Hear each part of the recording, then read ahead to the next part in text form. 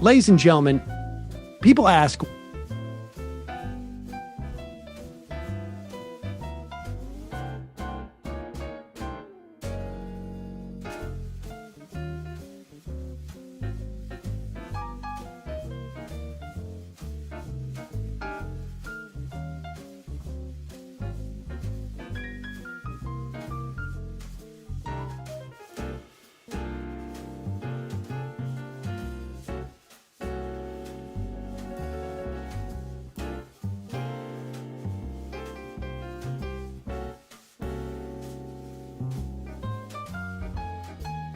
Welcome to Blog Talk Radio. Please enter your host PIN. When finished, press the pound key.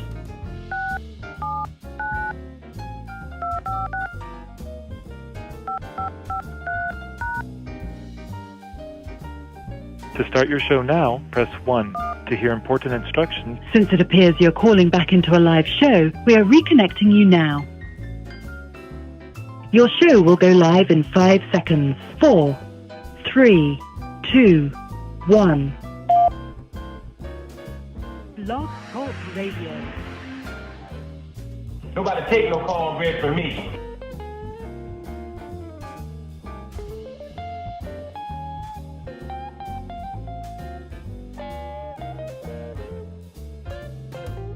Look, man, I ain't falling for no banana in my tailpipe.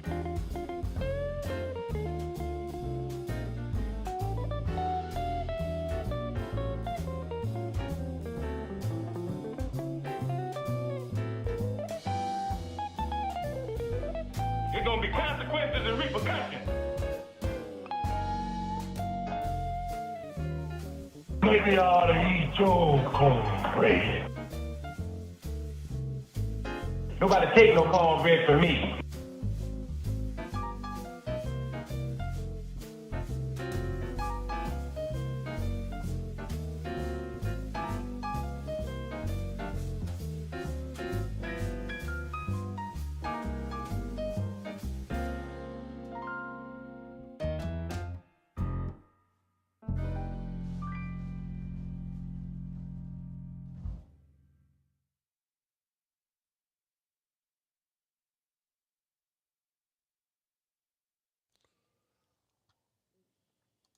Right now. Yes, we are good. We're good to go. Hello, everybody. How you doing? My name is Tim Black. Welcome to the Tim Black Show. What's cracking? What's cracking?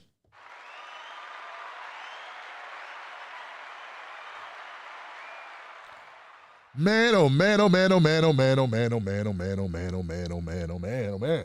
Oh. Well, look, guys, this is Friday, so we know what Fridays are. Fridays are call-in shows. So we'll put the phone number up. 319-527-6212 is the number you dial into if you want to speak truth to power. If you want to speak up on issues that you think need to get some exposure. If you got something you want to say, dial the number 319-527-6212. This show is brought to you by none other than CoolStreamsTV.com. If you want to cut the cord, but catch some shows that you may really be into. For a low price, use code Tim Black and do it today. CoolStreamsTV.com. All right. Can we go and look and see if we got people on Facebook and YouTube? Facebook and YouTube. Yeah. There's gonna be consequences and repercussions.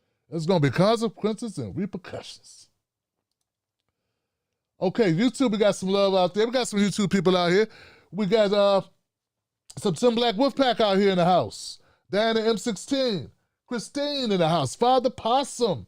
Yes, Alex E. in the house. Good evening, Wolfpack. Good evening. Freedom Friday.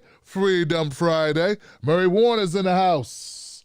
Brian Crosby. Yes. Amir. What's up, Amir? Thank you, Amir. Amir said, get the likes up. Yeah, listen to Amir. Amir knows what he's saying. Trust Amir. What's up, Marjorie?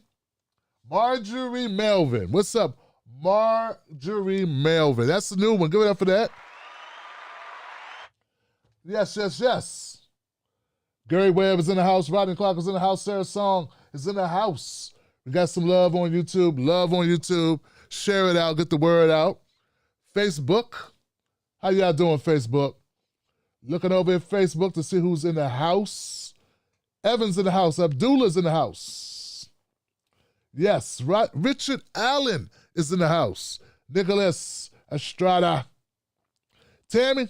What's up, Tammy Strop? What's up, Paula Smith? North of Seattle, Washington. That's what's up. Zara. Zara's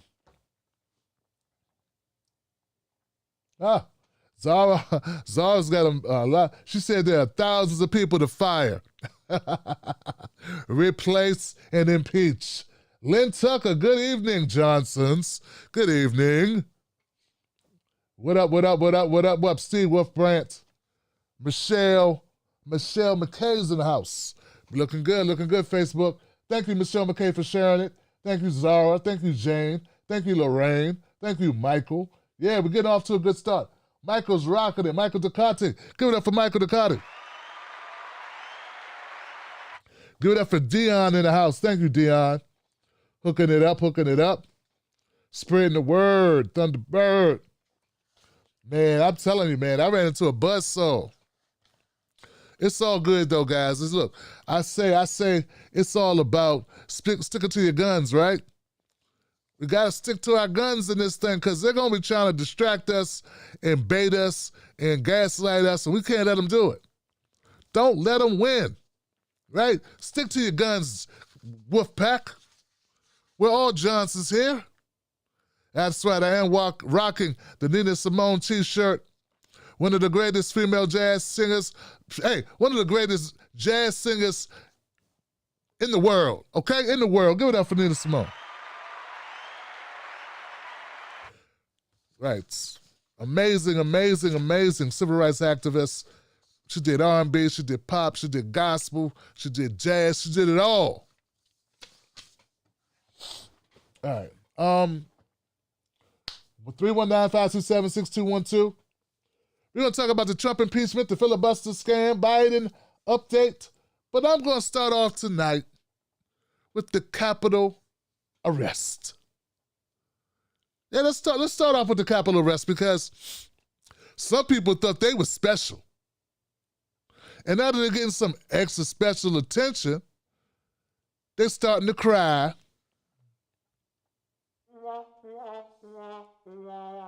Yeah, they're not used to extra special attention. They thought extra special attention from law enforcement only pertained to black people and brown people and indigenous people. They had no idea. They had no idea that the Trump love wasn't going to save them. Trump said, do it, so we did it.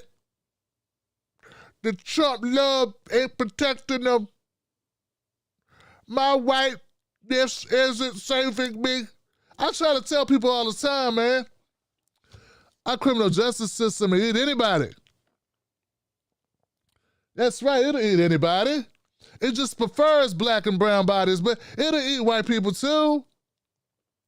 You don't become the mass incarcerator of the world, top flight security, not avoiding locking people up. Now, you don't do that. Like, you don't hold that record of having only 5% of the world's population, but having 25% of the world's prison population by being nice. Oh, no, it'll eat you too. It'll eat you too, guys. These people are delusional, man. Oh, didn't understand what they... Let's start off with her. This is Riley. Meet Riley. Riley's the 22-year-old accused of stealing Pelosi's laptop. Now she's blaming Trump for the riot, saying her client took the president's bait. Dun, dun, dun, dun.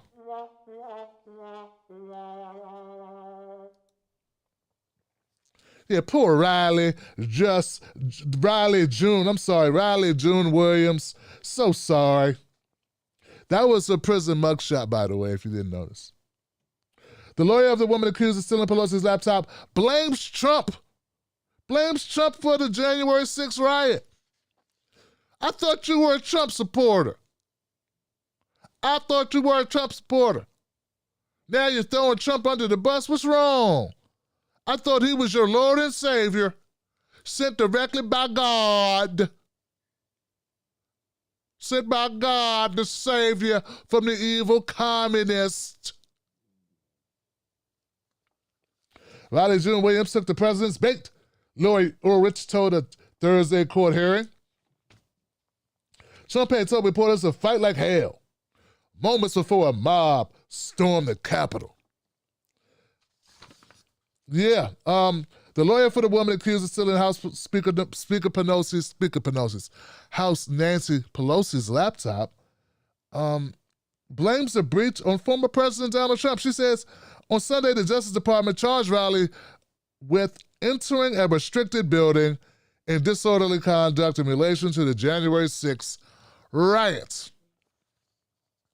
Williams was arrested on Monday, and the Justice Department expanded the charges to include theft of government property and obstruction on Tuesday. Now you'll say, okay, now they appeared in court on Thursday at the federal court in Pennsylvania, and the lawyer, Lori Ulrich, said on behalf of her client, Riley June Williams, it's regrettable that Miss Williams took the president's bait and went inside the Capitol. The bait. Moments before the mob stormed the Capitol, Trump told reporters, show strength and fight like hell. And you know, Riley being an idiot, she never thought there'd be repercussions for it. Or did she? Or did she? I think she did know that there may be repercussions for it. Because she is not a toddler. She's not a toddler. She saw people using bear spray on cops. Okay, so they released her to her mama. That was really nice of them. That's really nice. They let her out of prison, Johnson. They let her go home, Johnson. She at home right now, Washington Black, about to tear her a new one. Right now, she's chilling, man. She's good. It's all right, because it's all right. Or will it be? Look, guys, I think they're going to make an example out of these morons. Because it's too blatant and obvious. I don't think they want to, like, maybe if they could have slid this under the radar. But you really pissed off a lot of cop people, man. You sprayed bear spray, bear mace. You know how big a bear is? They sprayed that on cops. Them cops are mad. I think they're going to sacrifice these white people to the altar of mass incarceration, Johnson.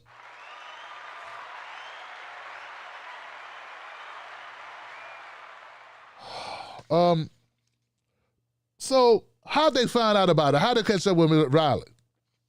Well, see, Riley's ex-boyfriend is what you call a snitch. Riley's boyfriend called in and told on her ass. That's how they found her. Where's it at? Where's it at? Okay, the FBI began investigating whether Williams stole Pelosi's laptop after receiving a phone call from a person identifying as Williams' former romantic partner. According to the affidavit released on Sunday, the person said he had seen a video of Williams stealing a laptop and that she planned to sell it to a Russian spy agency via an intermediary. The location of the laptop remains unknown, and Williams has not been charged over the accusation that she planned to sell the laptop to Russia. Ulrich, the defense lawyer, told the court on Thursday that the accusations, which she said were made by an ex-boyfriend who was abusive, are overstated. So the boyfriend calls up and drops a dime on his ex-girlfriend, and now they want to Kurt to assassinate the boyfriend. The boyfriend didn't steal the laptop.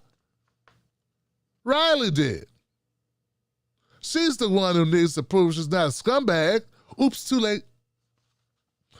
Thursday's updated FBI affidavit said on January 6th, a person named Riley had posted a message on Discord. Uh-oh. Just like them rappers that be on Instagram telling on themselves. Here we go. Just telling. Yeah, I scammed all this money. I scammed all this money on these fake checks. Look how I'm rolling. Yeah. Uh-oh. Get on the ground. Oh no. How'd they find out? You live streamed it, dummy.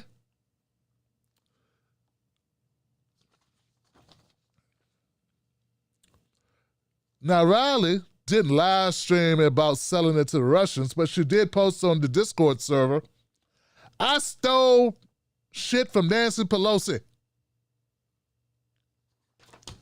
We got your confession, Riley.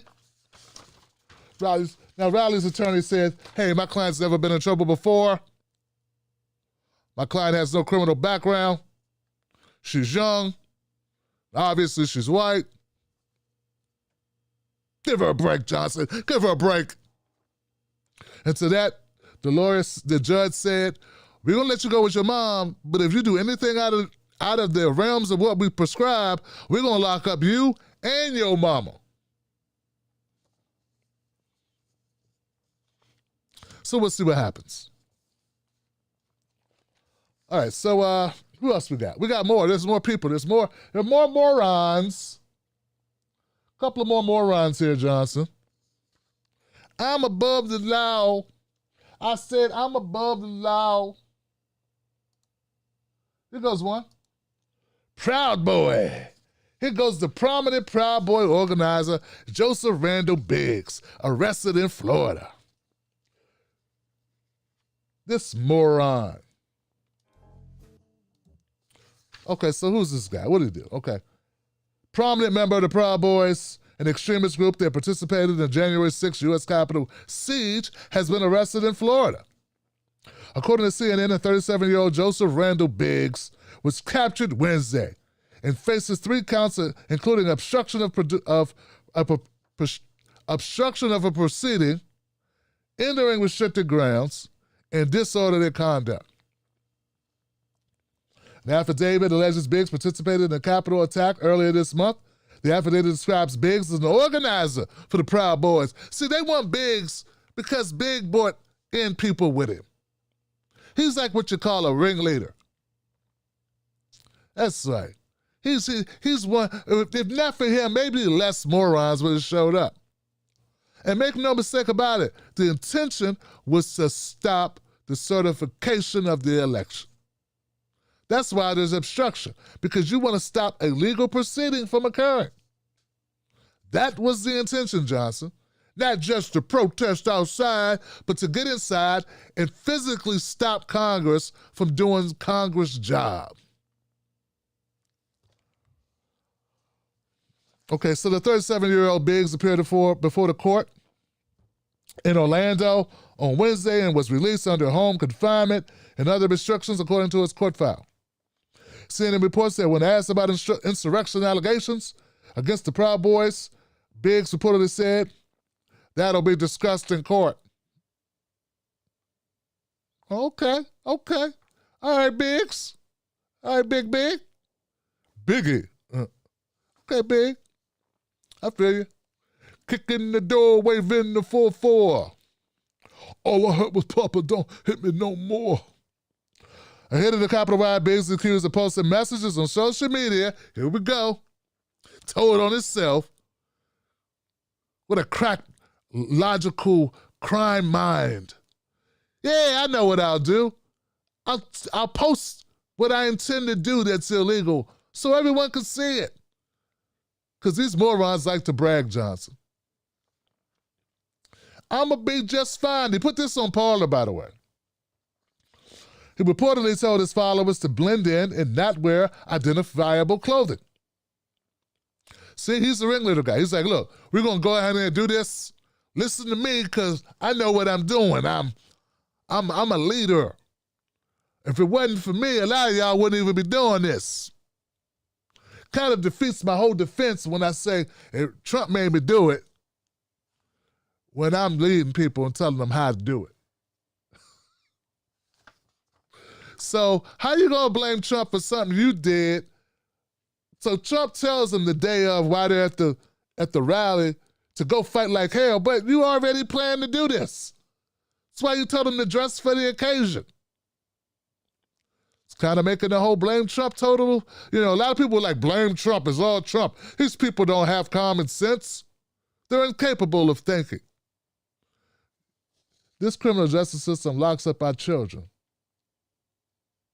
under the age of 18 every day.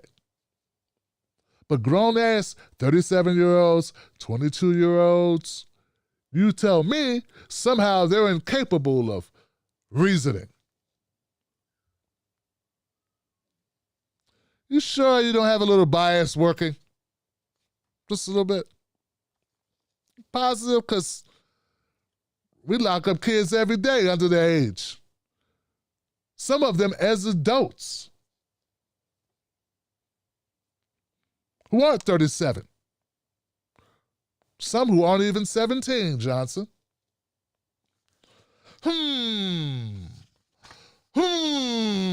Little soft spot for the Trumpers, huh? Oh, Trumpets, a little Trumpets love affair going on. A little Trump fetish. Okay, so what else? The only thing we'll do that's us is think like us. January 6th is going to be epic. It's going to be epic. You're going to have an epic amount of time, son. Anyway, when they saying, oh, Biggs is not a bad guy, he's just an idiot. One last person. We got one more person on our docket today.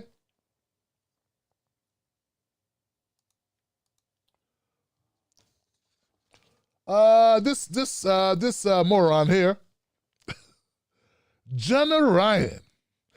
PayPal shuts down account of Texas woman who flew a private plane to the Capitol riot. Dun, dun, dun, dun.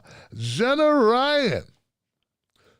PayPal on Thursday took down the account of Jenna Ryan, a Texas woman who reportedly flew a private plane, to the Capitol riot after she claimed she raised $1,000 for legal fees and other losses due to her arrest. Yeah, Johnson. So she goes to the Capitol by private plane. She gets arrested. And then instead of shutting up, she's on PayPal going, I'm raising money. Or she's on social media telling the world she's raising money. And things are going well. We're raising money for my defense. And then PayPal cuts it. Because PayPal doesn't allow you to raise money for trials. They don't want to be implicated in your moronery. She says, I'm accepting donations to pay legal fees and losses due to my arrests and charges by the FBI for protesting at the U.S. Capitol. Thank you for your support. Any amount helps. This is what Ryan tweeted out. Kim Elton, a PayPal spokesperson, told The Hill that Ryan's account was taken down but did not provide any more information. Ryan was arrested over her alleged involvement in the Capitol riots. After she posted about it on social, she told news outlets that she didn't think she would get arrested. No, she wouldn't think she would get arrested. No. Why would that happen? All I did was illegally enter a federal building, take part in the riot by breaking and entering. No. I'm white lady. You know, come on. They treat me like a black person. They treat me like a black person. Authorities were able to identify Ryan after she live streamed herself walking into the Capitol January 6th saying, life or death, it doesn't matter. Here we go. Sounds like somebody made their mind up a long time ago, Johnson. You just said life or death. Here we go. Read that one more time. Life or death, it doesn't matter. Here we go. See, these people, I know you want me to feel bad for them. I don't, Johnson. I'm looking for a dam to give. But I don't give a damn, Johnson. I'm stingy with my dams these days. Yeah, I'm stingy with them. Yep, holding on to all my dams, keeping them locked up in the safe over there. Even if I felt like giving a damn, I couldn't give it. I'm under strict adherence. Me and Mrs. Black have had a conversation about all my dams. We're keeping the dams in the safe, Johnson.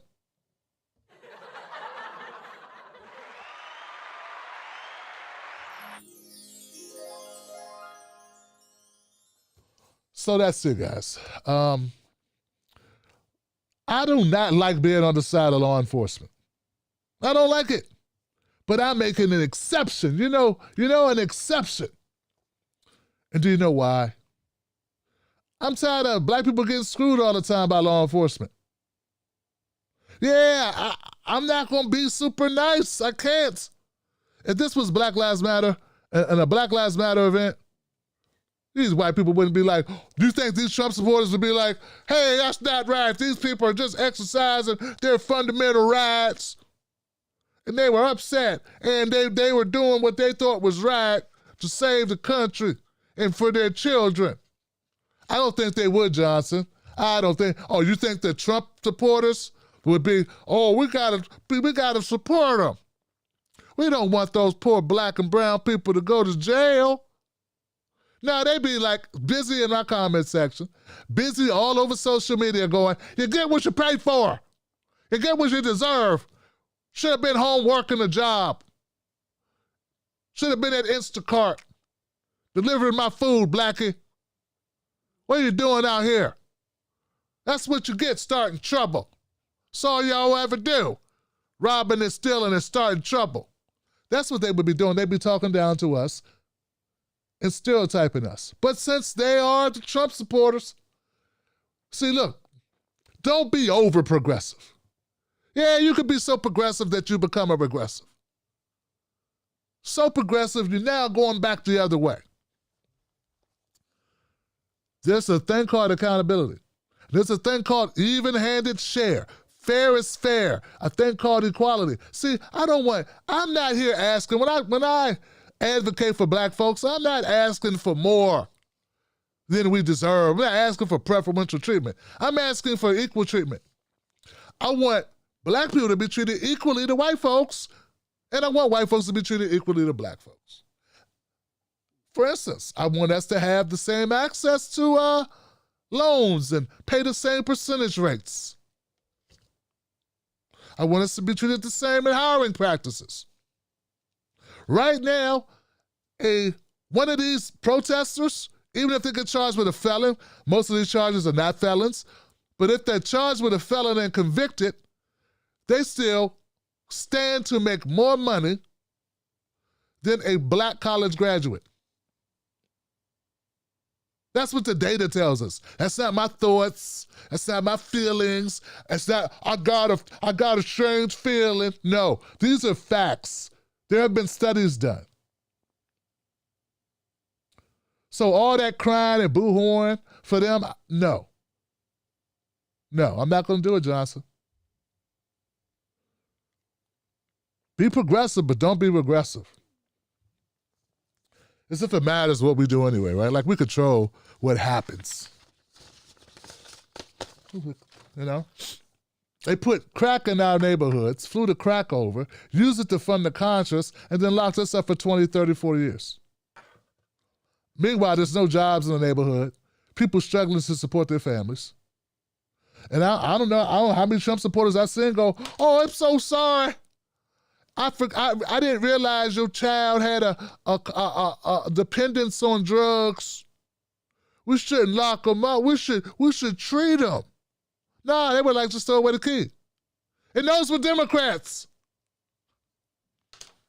All right. What else we got? Proud Boys, lawyers. Okay, so guys, we're going to go to phone calls real soon because a lot of the rest of the conversation, I think people can chime in on here. Biden did a number of executive orders, okay? And that's great. Do executive orders. I don't want to hear the garbage about we need to go through the process. We need to work through Congress. Congress produce a bill, and the Congress put and we need to go through, and we need the standard of law and the way it needs to be done the right way. I don't want to hear that. I don't want to hear it. Cut me a check. Cut the motherfucking check. Right? Take that pen, the same pen Trump used. You can even get a new pen and start writing on their ass. Start writing, Johnson. You know, if Bernie Sanders was president right now, he would have already wiped away your student debt. You know that, right? Come on, guys. Give me no damn excuses about due process. The process is screwed up. The Republicans are not going to work with you. And I think, you know what, guys? This is what I think. I think the Democrats are happy. Some of them are happy. They're happy about the filibuster because they really don't want to do no work, Johnson. Nah, they really want to pretend. And I think some of these Democrats are kind of pissed at Warnock and Ossoff won because it took some of their excuses off the table. Hey, ain't no fundraising mechanism like Mitch McConnell. Oh man, obstructionism gives a great fundraising mechanism. So don't be fooled for the banana in the tailpipe.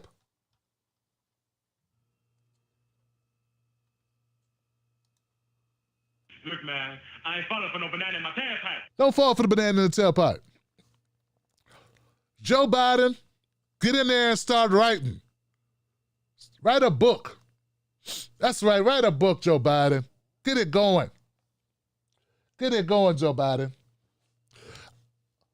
Reverse the tax breaks for the richest. I don't want to hear your BS nonsense shenanigans about why you can't do it.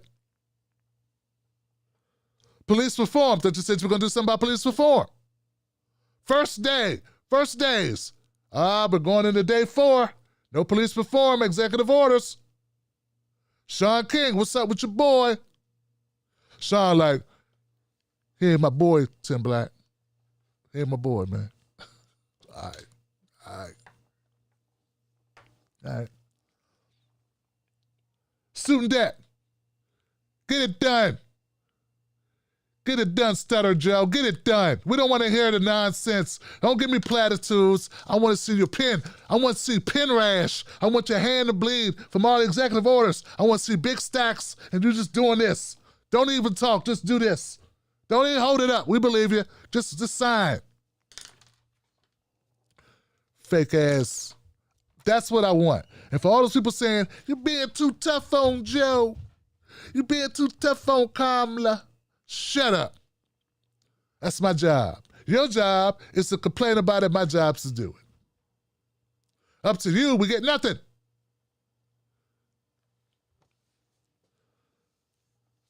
I believe it when I see it with Joe Biden. And believe me, look, hey, if Joe Biden start doing these executive orders on cutting student debt, forget $10,000. Erase it all.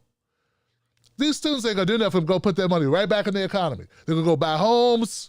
They might buy a car. They might buy, I don't know, food. Yeah, food is nice. Because that's what working people do. They don't go stash their money in overseas accounts. They put it back into the communities, back into the economy, and it stimulates the economy. Rich people stash their money in the walls. All right, what else? Okay, so they're talking about impeaching Donald Trump. They're going to go ahead with that. They want to make sure that Donald Trump... Now, look, I'm on the fence on this one, and I'm not often on the fence, okay? And maybe after I talk about this a little bit tonight, I will have gotten off the fence. But right now, I understand why they might want to... why they would proceed with the impeachment of Trump. They want to do this because they're scared of Trump. Trump had 74 million people vote for his ass. I don't know where you come from, but where I come from, 74 million voters is a lot of voters. That's a lot of getting voted off the island. or voted on the island. Okay. You know, that's a lot of votes. I just did a show with Ida Rodriguez and Brooke, and we were Brooke, and we just did we were talking about this, and that's a lot of Trump supporters. That's a lot of people. That's a lot of Trump voters. 74 million. So they want to make sure, if they're able to convict Trump, they want to make sure that he can't run in 2024. You know? So they want to slow him down. They want to make it so he can't run for public office ever again. Bill Clinton can't practice law ever again. They want to make sure Trump can't run for office ever again. So I get that part. Now, the other side of it is I think, don't distract me from Biden's pen game. Yeah, don't distract me. I want to focus on the pen game of Joe Biden. I don't want you, oh, look over there. This is what we're doing. We got Trump. We're talking to Trump. Trump's got to take the stand. Don't look over at Biden. Look over here. Look over here. Hey, woo, look at us. Look at us. So I don't like the idea that, I feel like it's a distraction mechanism to get us to focus on what Biden's not doing, or not focus on what Biden's not doing, and look at the shiny object over there. But then you got people like me who are going to hold him accountable anyway. That's right, I'm going to hold him accountable anyway. So that's the reason why I'm torn about the issue. I see the logic, but also see the psychotic nature of the scam, the grift. And I don't like it. I don't like it. I don't like it, Johnson. Oh, and I'm about to go to phone calls, guys, but first I got to say this last thing. There are a lot of butthurts out here. Yeah, a lot of butthurts complaining. You know, the latest thing that they're complaining about is Bernie Sanders. Yeah, some people are blaming Bernie Sanders for other people making him go viral. Now look, no one makes themselves go viral. Having gone viral several times on this channel with a video that's over 1 million views. I know some people say, Trump's not good. I've been viral more times. You don't even know how many times. I've been viral a lot of times on Facebook and YouTube. Brother's done his thing. I've been doing this for a while. I'm pretty good at it. Right? But here's the thing, guys. I never made myself go viral. Just things lined up that way. And you never know what's going to go viral. If people knew what was going to go viral, more people would go viral. People are accusing Bernie Sanders of taking the spotlight from Kamala Harris because he went viral. How dare he go viral? How dare he take away the focus of the American people from Kamala's big moment?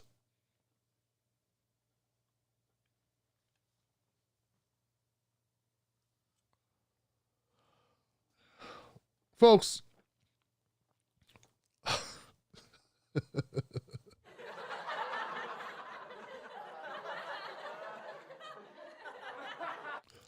I do not fault Bernie Sanders for wearing his mittens. The man wore his mittens. That's up to him to wear his mittens. It's not his fault people think he's cute in his mittens and his parka. It's not his fault that it took off. It's not his fault. People find it, entertaining, and they made memes out of it and put Bernie all types of places. I saw a meme where he's sitting next to Forrest Gump. I saw a meme he's sitting next to Wu-Tang. Yeah, a member of the Wu-Tang Clan. They got him on the moon landing. They got him in Mike Pence's hair, the fly in his hair, the debate. They put Bernie everywhere. But it's not Bernie's fault. He didn't make them do it. Look, if you want to ride for Kamala, go ahead and ride for her. But know this. Kamala Harris didn't win a single delegate. Not one. Not even one.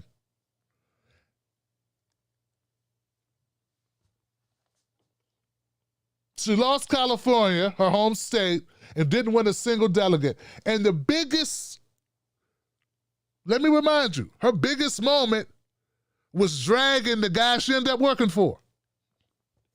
That was her biggest moment, dragging Joe Biden. Called him a racist, a segregationist. So look, here's the deal. I won't bring that up. Don't you bring up Bernie wearing mittens in a park like he meant to do some upstage Kamala. Obviously, he didn't give a damn about what he wore. He was chilling. They used him. They used him. Bernie doesn't strike me as the guy wanting a lot of attention. In fact, he's the person, and I quote, he said, well, I know this is not verbatim, but this is pretty close.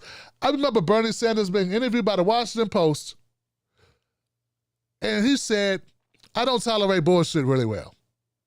Does that sound like somebody who wants a lot of attention? He said, if you're looking for someone to send your birthday cards, I'm not the guy.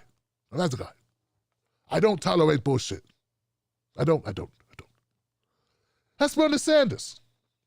So the attention he ended up getting is the attention he did not ask for. And also, for the record, Bernie Sanders is the only one who was dressed casually. Not everybody went into debt to go show their ass at this inauguration. Elizabeth Warren was dressed modest. One of the secretaries for Henley or whatever her name is, I don't know. Some other swamp creatures that Joe Biden is appointed. Like, Bernie wasn't the only person not dressed to the nines. He's just the one they focused on. So there it is. Get off his Johnson. All right, guys, let's do this. All right. Now we're going to open up phone lines. We're going to take a quick break. We're going to come back. And we're going to do the show. We're going to open it up, let people talk and say what's on their mind. Let's get into that. But first, let's get into this. You're listening to the Tim Black Show right here. Become a member by going to patreon.com. Tim's Take Live. Do it today. Do it during the break. Subscribe during the break. Hit like during the break. Become a member during the break. Do that right now. And then we'll be right back with phone calls.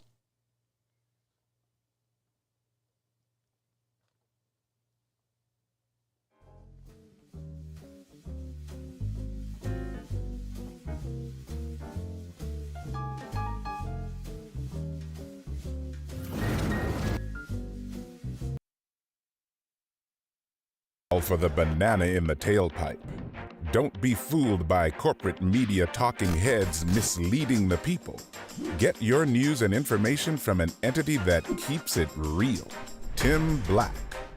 Tim Black is the host of The Tim Black Show. Independent news that leaves you informed, inspired, and sometimes entertained, but always in the know. Go to timblacktv.com and sign up today. The Tim Black Show is news for people who can't stand the news. See you there.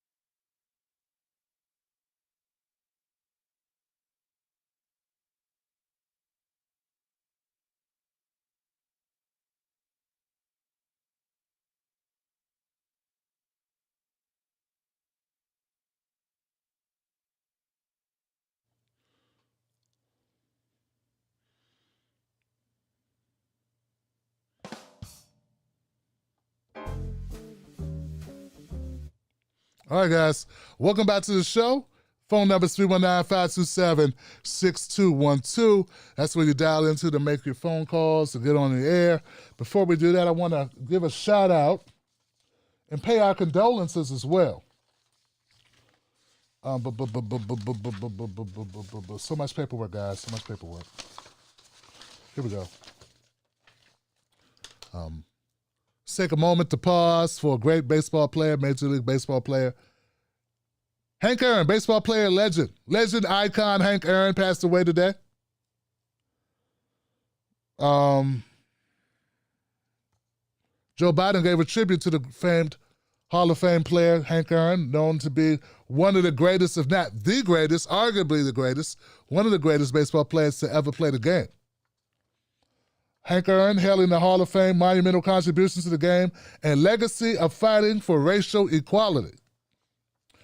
Biden went on to say, with courage and dignity, Aaron eclipsed the most hallowed record in sports while absorbing vengeance that would have broken most people. But he was unbreakable.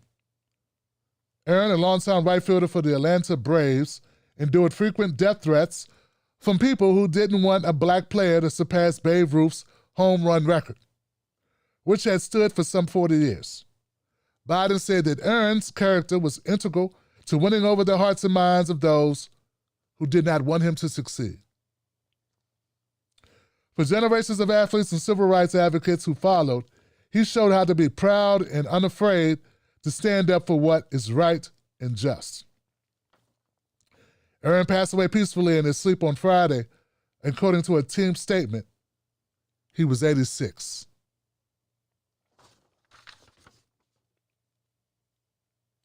You know, it's, give it up for Hank Aaron.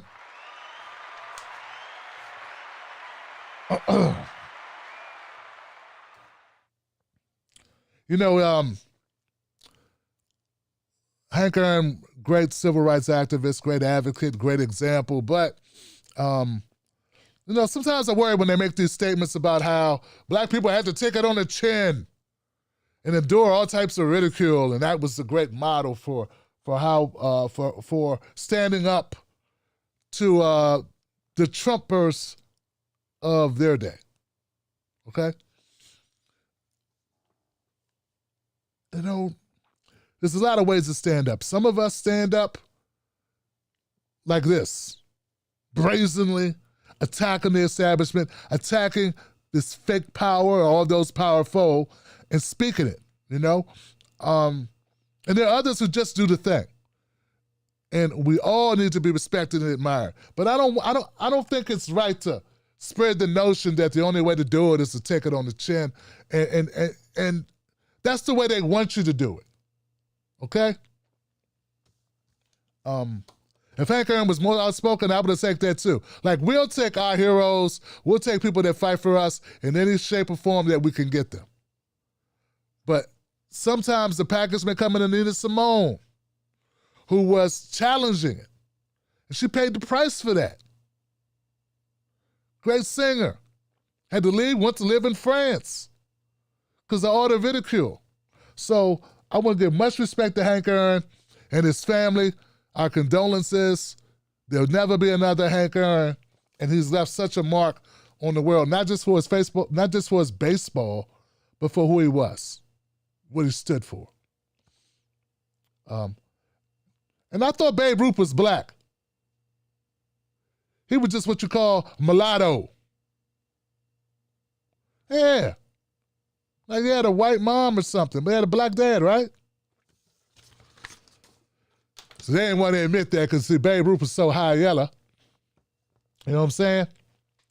Anyway, go watch my interview with Bill Duke. We talk about this colorism. Colorism.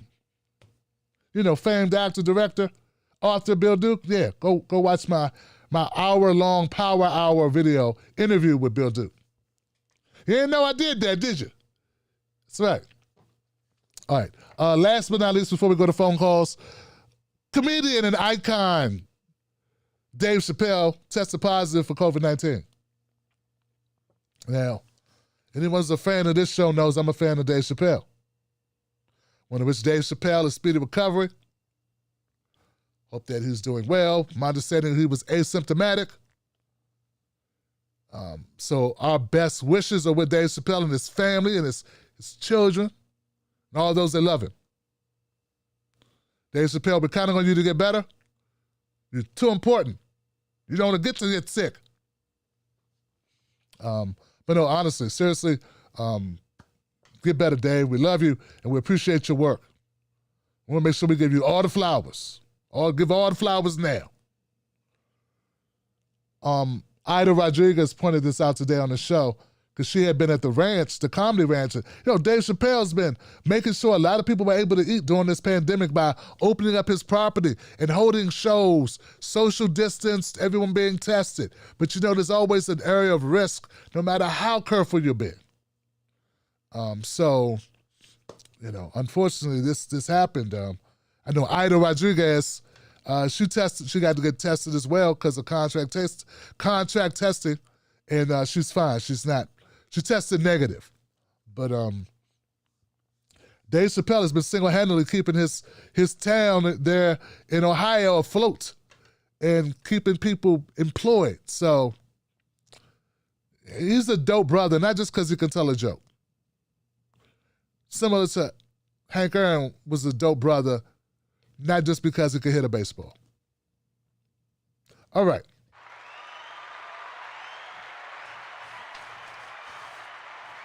There we go. There we go, guys. There we go, Johnsons. Let's get it cracking. Okay. I'm going to start the phone calls off. Folks, get my headphones so I can actually hear the callers. It's always nice. Hello, hello, hello, hello, hello. Okay. What's somebody do? Somebody acting up in the comment section. Jeanette's in here going off. Sign of the times. My moderators, thank you for moderating. Appreciate you guys. I know it's frustrating.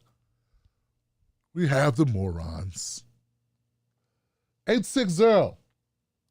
860, you're live. Freedom Friday. What's your name? What's your comment? 860. Yes, 860. Who's this? Yo, this is Jason Kennedy. Jason, what's on your mind, my brother? I've been blowing up your DMs, man. I can't post to your channel. I know, Jason. We didn't do it. You're not blocked, Jason. I don't know what it is. Why can't I send support? You can use PayPal. But I don't know what's going on, man. I looked it up. I didn't see you as a person who was blocked. I'm trying to send it right now. It's not working. Jason. I can't hear you. It may be a better way to do this than to do this by calling into the show. You know what I'm saying? Okay, I'm sorry. Yeah, I'm sorry. I told you I'm in your DMs right now on Twitter. Yeah, I'm doing. I'll leave you alone. All right, brother. Sorry about that. I cannot send you support for some reason. I know, brother. And believe me, I want you to. But I can't fix it from here, brother. But look, man. I can't do anything right now, man. I hate that. I hate it. You know? But brother, okay, so anybody who's having that problem, DM me and I'll look into it. But I looked into Jason's and I responded to him and I told him I don't see him as blocked. Maybe YouTube don't like you, Jason. I don't know what you did to those people. What'd you do to YouTube? Have you been trolling? No, Jason, man, look, you can always go to PayPal. You can use my tim@timblacktv.com address, and you'll see a picture of me, and you'll know it's my account. tim@timblacktv.com. And we could take another look. Maybe I can have Mrs. Black take a look for us, or maybe K Love could take a look. But I went through, it's not really a great list where they had blocked people, but it's like just a bunch of names, and I looked, you know, my eyesight is not the best, but I didn't see Jason Kennedy. Unless maybe you had a different account name Did you have a different name that other than your personal name, Jason Kennedy? Did you have something else? So that if anybody's affected by this, let me know, and we'll do our best to get on it. Give it up for Jason. You know? One more time. Guy wants to help the show so much, he's like, man, I want to help. You won't let me help you. Tim Black, help me help you. All right, I'm going to the next call. 408, you're live. What's your name? What's your comment? Hey, it's Alex from Berkeley. How's it going, Tim? Alex in the house. We got an Alex from Berkeley spotting. What's All up, right, Alex? Hey. What's going on? Trump is gone. He left office with just a little worse poll approval rating than King George II. That's pretty sad because that guy destroyed the economy and like led us into 2 wars, you know. I guess the only way he could have been I guess what I wanted to see was Trump dragged out by the CIA, kicking and screaming, but I guess we can't have everything we want. There might be a war between neocons and Trumpsters, and it might take a long time to unify them both again. So I say we just sit back and eat popcorn and watch the show because, like, you know, righties arguing with righties, that's all good to me. But, okay, more importantly, though, Joe Biden became president and became the guy that owes me $2,000. And already, if you watch CNN or whatever, you probably think that this guy was the second coming of Abraham Lincoln. This guy is getting crowned one of our best presidents in the past century, and it's only been one day. It makes me sick. And I got a bone to pick with all these liberals who love Bernie now that he's got mittens, but couldn't be bothered to fight for him when he was actually running and actually fighting for the working class. Like they thought Liz Warren was somehow the better option. I have nothing but disgust for that. I'll never get over that. That'll never go away. Bernie Sanders should be our president, and he should be getting reelected right now. And if anyone gets to whine about the election being stolen from us, it's us, the people who voted for Bernie, because they literally stole Iowa for Buttigieg. Like, that's a fact. That actually has evidence that could hold up in court. Obama made one phone call, made Mayor Pete and Klobuchar drop out within seconds of each other so Warren could split us between Biden. Like, us Bernie supporters should have made as big a fuss as the maggots did, but I guess everyone just forgot about that. You know, stop the steal. That should have been our thing. You know, here comes Joe Biden.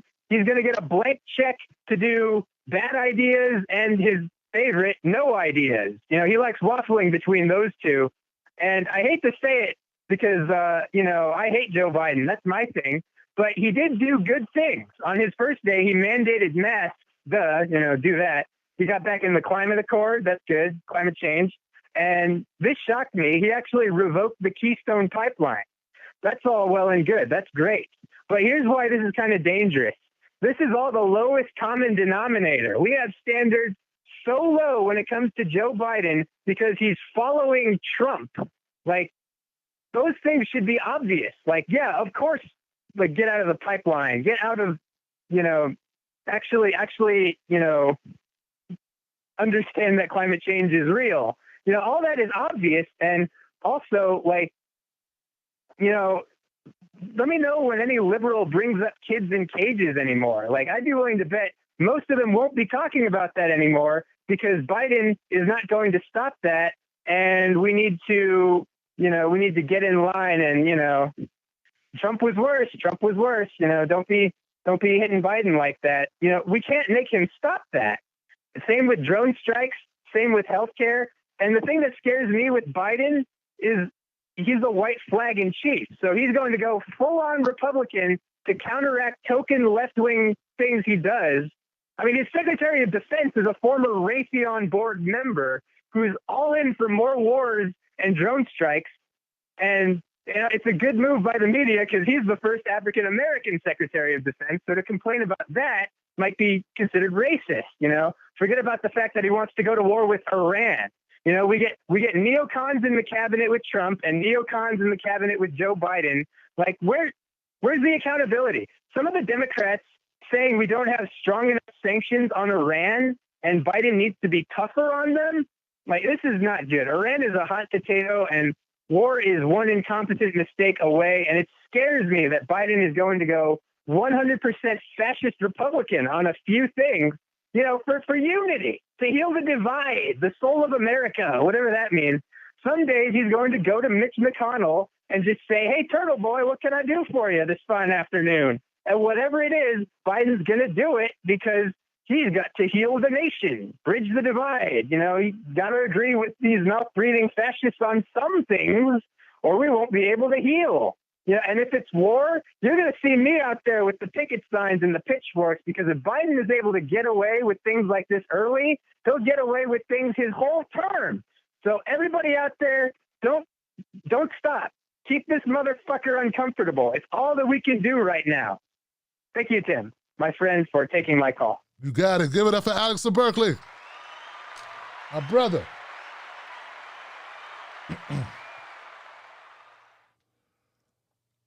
You know, Alex, yesterday's show, which I wasn't going to do it first, I decided to do it. I did it really late, so a lot of people didn't watch it. I was saying the same thing about Joe Biden. His entire presidency is going to be, at least he's not Trump. There's almost anything he can't do or nothing he could do that people are going to look at it with their proper level of scrutiny. Because in the back of their minds, because of this trick, the mind trick, the Jedi mind trick that's been done by cable media that says that everything that Trump did was wrong, and a lot of it was wrong, but because of that focus on Trump, the 92% of the coverage that they gave Trump was bad coverage. Then now that Biden's here, they're going to be like, hey, all we got to do is report maybe a little bit of Joe Biden's screw-ups, his gaffes, make it about words he couldn't pronounce, make it about times he lost track, or as Alex would say, got lost in the mall. And then we could just ignore everything else because at least he's not Trump. Guys, you might as well get used to hearing that phrase. There are going to be a lot of moderate liberals, a lot of moderate Democrats telling us, you got to know why you're judging him so harshly. He saved you from Trump. Hey, Joe Biden just lied again. He told us we're going to get $2,000 checks. And all of a sudden, before we opened the wrapper, $400 was gone. $600 was gone. And they're already saying, hey, that's a small price to pay not to have Trump. And all I'm saying is that is a beggar's way of having a democracy. That's a beggar's democracy. That's a slithering, cowering way to hold the president accountable. So they're not going to hold him accountable for anything he wants to do. Anything he doesn't do, which is even more dangerous. Look, man, that's why I say I don't think they don't really actually want to overturn the filibuster. They like filibusters. They like having an excuse. It's a fundraising mechanism to have the evil Trump or to have the evil Mitch McConnell or to have a Senate that won't work with us, to have an evil Joe Manchin because they can just keep raising money as if money is going to change it. No, guys, no. Don't listen to the bullshit. Don't believe the hype. Joe Biden has this thing. It's called a pen. And with that pen, similar to Trump, he can make miracles happen. He just doesn't have the will. All right. Alex, thank you for calling up and reminding us what's important. I like the idea of flipping this whole seal the vote thing. Instead of beating up on Bernie, should have been beating up on America for letting the Democrats get away with stealing it from Bernie. But no, some of us were focused, like had paralysis, were hypnotized with this attitude that it's all Bernie's fault. Do you see Trump supporters all blaming Trump? No, they were blaming the system. They were blaming Congress. They're blaming the Republicans. But we had some big mouths having us blame just Bernie for the Democrats stealing a vote from Bernie. What's different here? What's different? And when other people like myself pointed it out, instead you jumped on the side of blame Bernie instead of blaming the DNC and the Democrats for what they did to Bernie. So, man, Alex, man, way to go. Great rant. One of your best rants. It killed.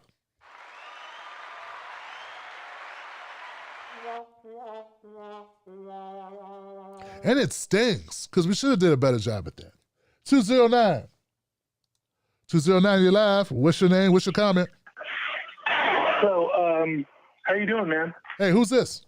I just want to see if it's you to turn it down.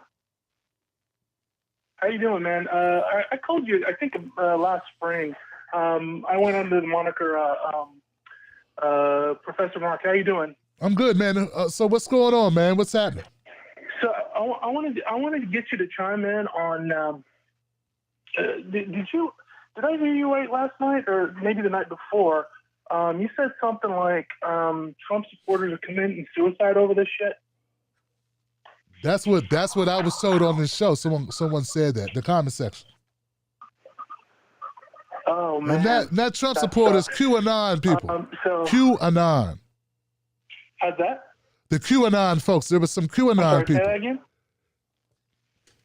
Oh man.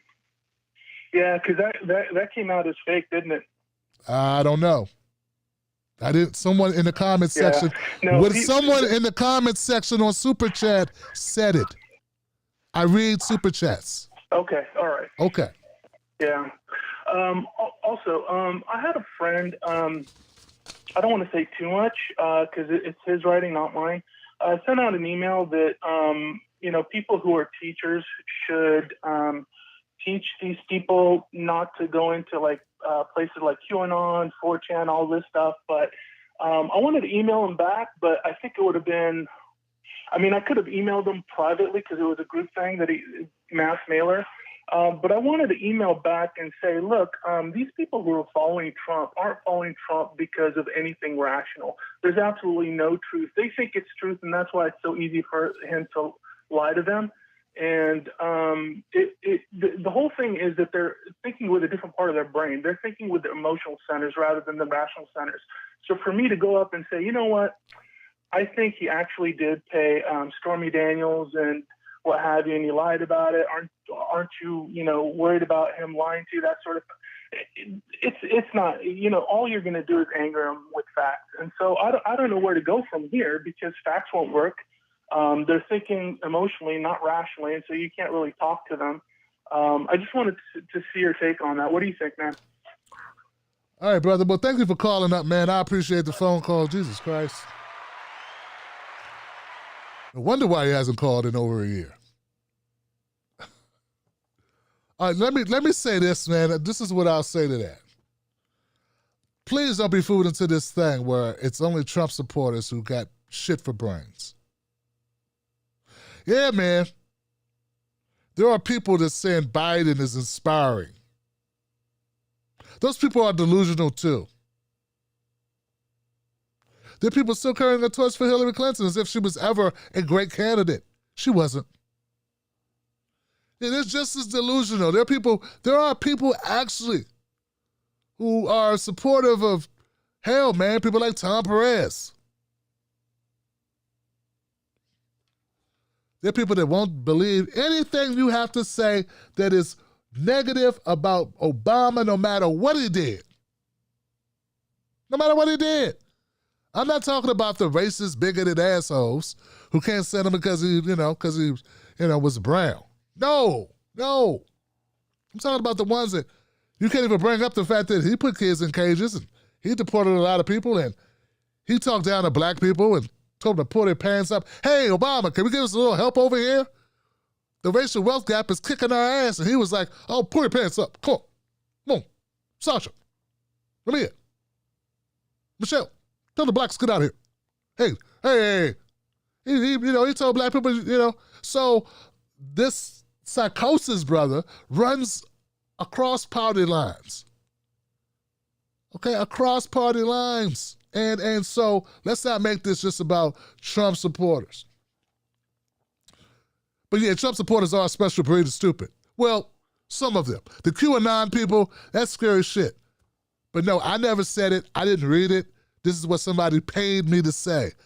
Well, to read their comment in the super chat. So that's what they read. That's what they said. And if it's been debunked, that's good. I'm actually glad to be wrong, or glad my super chat person was wrong, because that's a horrible thing. And people committing suicide because of Trump. There are people that thought that Jesus sent Trump, though. There are those people. I played a piece of video from one of those people just the other day. Okay, let's move it on, Professor. 570, you're live, Freedom Friday. What's your name? What's your comment? Hey, Tim. This is Bobby. How you doing? What's up, Bobby? What's on your mind, my friend? Well, I'm calling from Baltimore, and I just have two quick things. I'll keep it quick. The first thing is, you talked about it earlier in the show, and some of the callers did. I think it's really incumbent on us as progressives to keep the fire on Biden's ass. There's a term I like to use called brunch liberals. You know, we got Trump out. He's signing all these executive orders. Let's just go eat brunch and the world's saved now. And I think that's honestly played a big role in what happened after Obama was initially elected and created a vacuum for Republicans to take back the House and the Senate. And, the Democrats, if they don't act bold, and especially now that they have majority in the first 2 years, we're asking for them to take, both chambers back. And so it's incumbent on us to keep them going. I don't know if we're going to be able to push them. I'm hesitant to say we are, but I feel like we just can't pat Joe on the back for, having such a low expectation, or just because it's undoing something terrible that Trump did. So that's my first point. The second point is, I don't know, I'm not trying to be doomsday. I was watching the inauguration and obviously saw Bernie, and it just, you look at this last campaign and the money he raised, the individual contributions, the energy. One of my favorite nights in politics was when he won Nevada, and the media was just freaking out. They were like, holy shit, this guy's going to actually win. And I remember being so optimistic, and I was talking with some organizers in Maryland, and it's like, if all it took was Obama to call and basically get them to gang up on him, and even though we had the money, we had the organizing, we had the energy, are we ever going to be able to crack that ceiling? And I'm not trying to say we can't, but it's like the inauguration was like a dagger in the heart. It was kind of demoralizing in that sense. So those were my two thoughts, and appreciate what you do, and hope you have a good night. All right, brother. But thanks for the phone call. We appreciate it.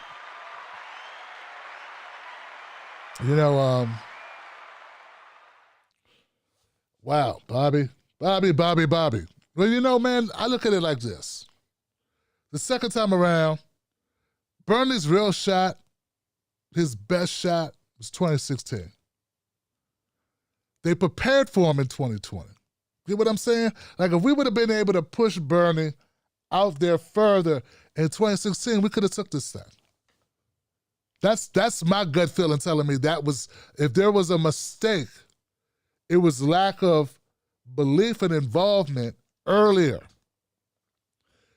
That's why, that's why they ran everybody. All those people that ran, that was DNC ploy. It didn't just happen that day when Obama made the phone call, right? No, brother.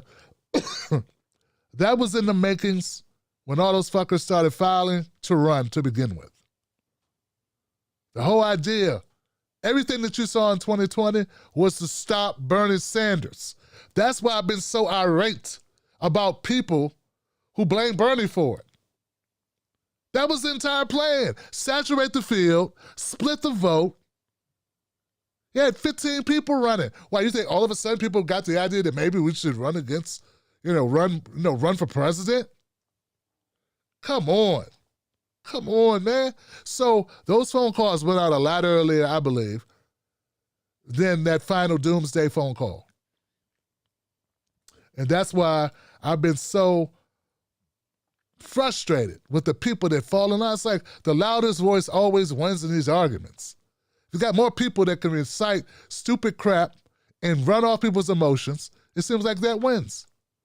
You really think the DNC left it up like they saw what he did in 2016? He broke records in 2016. You think they waited until South Carolina to drop the hammer on Bernie? No. The hammer, he was resistant to the hammer. They were dropping the hammer from day one. Nah, man, that was the fail-safe. That was the kill switch. But they had already put it in motion day one of launching his campaign. That's what I believe. But brother, I appreciate your phone call. Thank you for bringing that up. I feel better now. Yeah, I feel warm and fuzzy reliving those depressing backstabbery of the DNC, man. It's not your fault, though. All right, here we go. Let's go to 360. 360, you're live. What's your name? What's your comment? Well, hi, Tim. It's Ramona from Washington State. How are you? Ramona, what's up, sis? How you doing? What's on your mind? Well, I'm doing all right. Well, I have come out of the stupor that the inauguration speech of Joe Biden put me in, talk about platitudes wrapped in a metaphor. Anyway, we didn't expect much different from him. And his first thing that he pushes forward is immigration policy, which is going to set up the Republicans to solidify with one another. So instead of the $2,000 checks that he said would be happening, there's where he's going, working with the Republicans to make sure that the Republicans stay solidified. Anyway, that's my thoughts for now. And I want to say, lastly, that is an awesome shirt you have on with Nina Simone. Thinking about young, gifted, and black, of which I am none of those three. But anyway, awesome song. Anyway, thank you, Tim. Bye. Thank you, Ramona, for that comment, man. I appreciate you. And I picked this shirt up off Etsy. So I ordered some. I said, you know what, man? I'm just Tim Black, man. I don't have to dress up. You know, I don't have to put on shirts and ties and blazers. I'll wear that if I get to go on TV ever again. May not ever happen again. So why not just embrace my blackballing? Yeah, embrace, being a lone wolf that I am nowadays. And just make statements with T-shirts and what the hell, man? Hey, man, I'm independent because of you guys, and why not just do whatever we want to do? It's what it is. 267. 267, you're live, Freedom Friday. What's your name? What's your comment? Tim, it's Dave from Louisville. Dave. Tim, just cut the check, motherfucker. Black. What's going on, man? What's up, fam? How you doing, man? Hey, nothing much, man. I'm glad you did that show because you said you don't want to do it, but I think you hit a marketing gold mine right there. You need to get some merch. Just cut the check, motherfucker, because that was a great segment. Because you read whatever it was that was in that bill for equality and equity and all these highfalutin terms, platitudes, etc. And you did what lawyers do when we read a statute or we read a Supreme Court opinion, and you say, what the fuck does that mean? Right? It's frustrating. And that's what you get, man. But anyway, I wanted to talk to you because last time I talked to you, we talked about the insurrection or whatever you want to call it. I want to call it the private jet / Ford F-350 revolution, right? But one thing that I didn't get to say that I wanted to say now was I remember watching all of the live streams here in Louisville when people were rioting, and all these white people were in the comments of the live streamers on Facebook saying, look, and they always say this. They said this at Ferguson. They probably said it during the MLK riots. They probably said it in L.A. with Rodney King. Look at these animals destroying their own neighborhood. And all I could think while I was watching this unfold was, look at all of these dumb white people destroying their own empire, their own quote unquote democracy. Like, listen, man, let me tell you something, Jeb or whatever your name is that flew in there on your private jet or or booked a fancy hotel or whatever when you drove there in your Ram 1500. I promise you, dog, you're going to be straight, man. You're still going to have that $1 million house on the lake. You're going to be able to listen to your Garth Brooks or whatever on your pontoon boat down there in the cove. You're going to be good, whether it's Biden, whether it's Trump, whatever. You're not oppressed, all right? You're going to be fine. So I started thinking to myself, all right, all these people are storming this place, live streaming it, masks off, right? No masks. These are rookies, you know what I'm saying? You can't say that these are Antifa infiltrators because they'd at least had gas masks on. You know what I'm saying? They would have covered their identity, you know, a bandana at the minimum, right? But none of these people were doing that. And sure, that reeks of privilege, right? This is my house, okay? And you're seeing a lot of these indictments come out, and you're also seeing a lot of these people go home, okay? And I'm a federal defense attorney, so I've seen a lot of people charged with serious crimes. They're facing 20 years, but they don't have a criminal history, and this is their first offense. So they're not really considered a danger, really, and that's one of the bond considerations. And another thing is they've availed themselves to the court, right? So they kind of like turn themselves in. So you kind of say, well, they're not a flight risk either. So, you know, they get to go home. But the problem with federal law is the sentencing guidelines are so draconian that the first thing they consider is, you know, it's like the way that they sentence people in the feds. And I don't want to get too in the weeds, but it's like Battleship, you know, it's like A5, hit or miss. You hit my dinghy or whatever, right?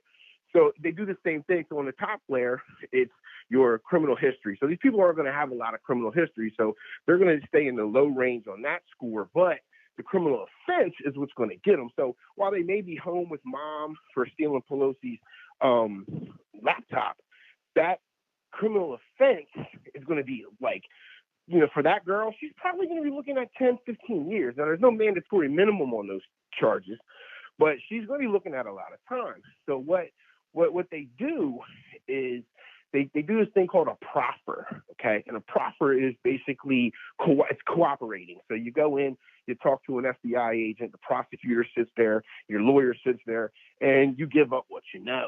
So that is what they're going to do. So remember, the pipe bomb guy, he's still on the loose because he had the wherewithal to cover his entire identity. He had the hoodie up. He was hoodied up, masked up, and they don't know who he is. Like, I saw the thing on the news today where they were like, he was wearing this, that, and the third. Well, unless you can trace him through tips, through his movements throughout the day, he probably got away, right? Or she, it could have been a she. So the question becomes, how much information will the FBI be able to gather from these proffers? And I feel like it's just a bunch of individual, rich, privileged people who had enough means to get out to DC on their own and do their own thing because they were galvanized by the internet. They were radicalized on these QAnon websites because there was nothing going on except to sit in your house and deal on these internet sites, right? So I think that's the thing to watch going forward is what happens in the next 6 months, right? Because that's when the proper information will start being disseminated throughout law enforcement because, you know, it takes a while. It's procedural, right? And I don't want to bog everybody down with that. But that's the thing to watch is what comes from these proffers, from these non-criminal types who are facing a lot of time in federal prison, okay? So that's what to watch, all right? And I feel you when you say things like, you know, these are people that are grown, they're 25, they're 32, they should have common sense. But if I'm their defense attorney, I'm definitely using the Trump invited me defense. That is a great defense. He has been telling these people for months that as the president of the United States, keep fighting, stand back, stand by, right? The election was stolen from me. And then he goes there face to face with these people in between a shield, you know, and he says to them, look, we're going to go down to the Capitol. We're going to march down. We're going to march down Pennsylvania Ave. I'll be with you. And then you see these guys yelling at the cops, we were invited by the president of the United States. If being the president of the United States means anything, it means that you can invite people to the Capitol, does it not? So, I mean, I'm using that defense. If I got a client who jumps on GoFundMe and says, give me some money for my defense, and they come up with $500,000 and they hire me, or $50,000. They don't really need $500,000. I'll take 50.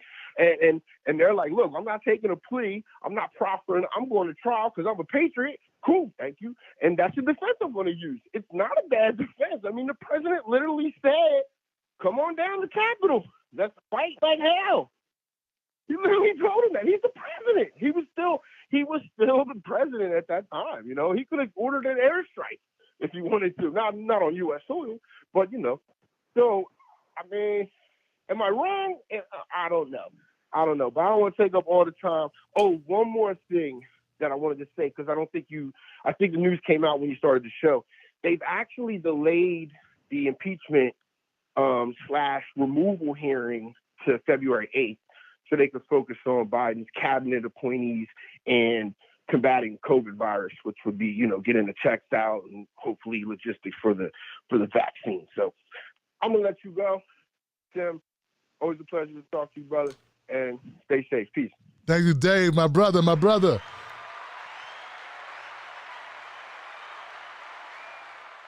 Dave is going to become our resident attorney, man. Like, we're going to start, we're going to give him a designation because his expertise is so invaluable to what we do here and understanding the legal ramifications and being able to break it down in layman's terms for us, but also having the bona fides to actually explain these issues, these very, very jargon-heavy terms and situations in a way with the level of precision. So we really admire him. And wow, I just said that sentence pretty well, didn't I?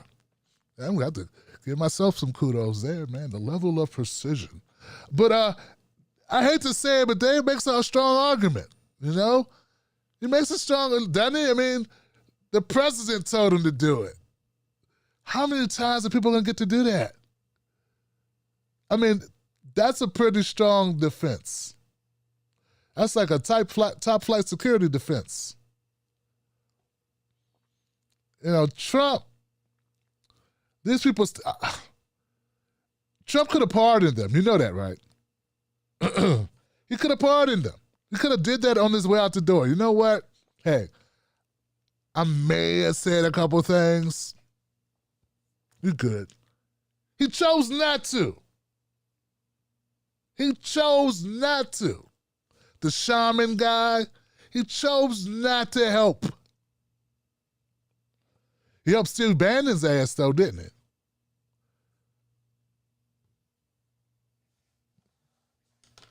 All right, let's go to the next call. Thank you, Dave, once again. I appreciate it.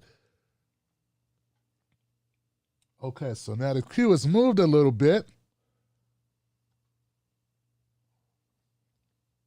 Let's go with 231. 231, you're live.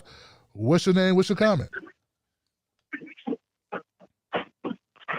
Good evening, Tim. Abigail's dad here. Hey, what's going on, Abigail's dad? How you doing? Well, trivial fact for the week.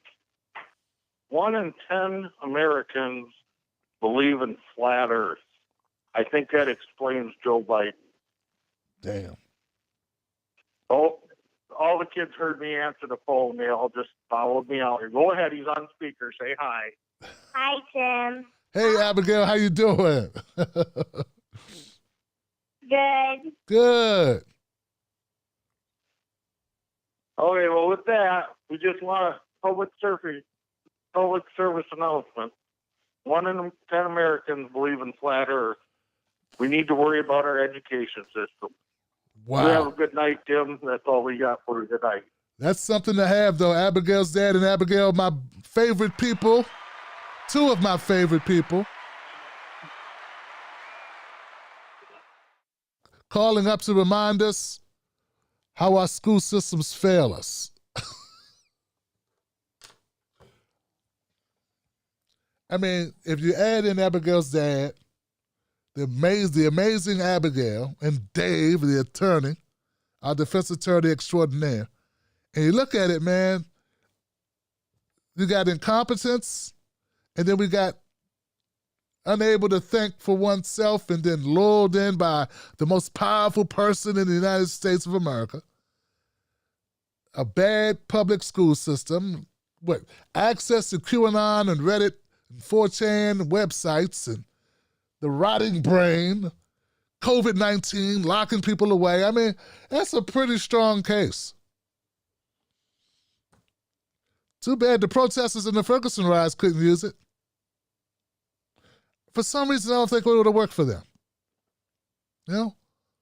Some reason, I don't think it would have worked for the protesters or Standing Rock for that matter. They couldn't even let us stand at Standing Rock. They water hose people in below freezing temperatures with cold water. Shot projectiles, knocked out eye sockets, took off someone's arm. That's what happened at Standing Rock.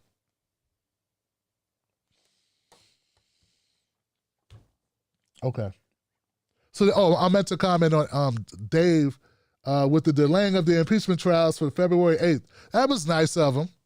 That's nice of him. So that does kind of curtail some of what I said earlier about, distracting us with the Trumpy Trump. Because I want to focus on what Biden's actually going to do. And like I said, guys, remember, our job is not to just, I see people just already just corporate bombing Biden. Because that's their audience. I'm going to get Biden too, but day two? Like, there's stuff to criticize him for, I understand that. But we're going to call balls and strikes. We're going to keep them honest. We're going to do the job Anderson Cooper has never really done, which is really keep them honest. And this, and in fairness, you can't really do that on cable news. You can't really be like ethical and stick to your ethics, or you get, you get Phil Donahue'd. All right. I'm going to go to the next call. 231.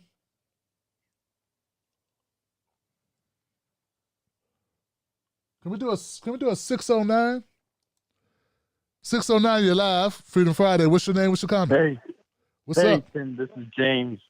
This is James from Virginia. I was calling you because I wanted to know what you think on the take of Mondale from the Clickbaity show and Squirrel Gang, and the fact that, Biden's president and he might do some good things, he might not, but we just got to wait and see, as far as I understand his take.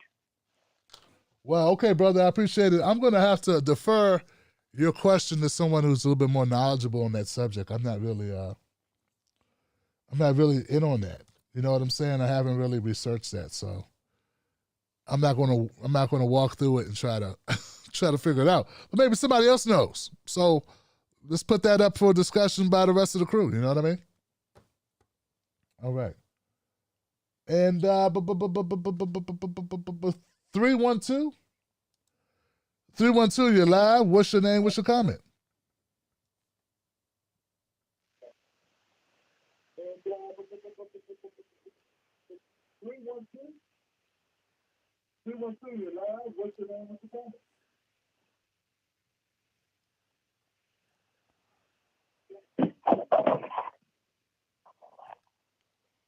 Hello? All right, 312. You took a long time, man. Who's this?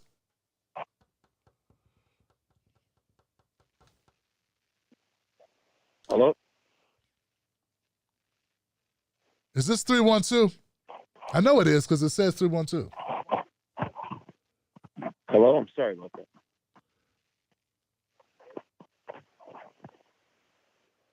$312. Do you have a comment for us? Who's this? All right, then. All right, man.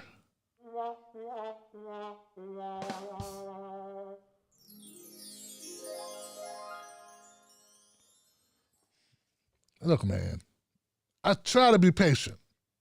I really do. Come on, man. Work with me.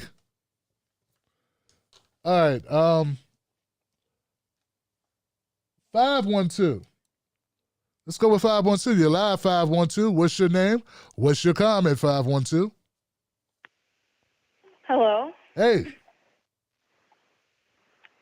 Oh, hey, Tim. It's me, Sophia from Austin. I'm calling you from a landline because my phone got messed up. I feel like it's 2005. I feel you on that, Sophia. What's on your mind? So I just had to complain about Jim Crow Joe. I just had to do it.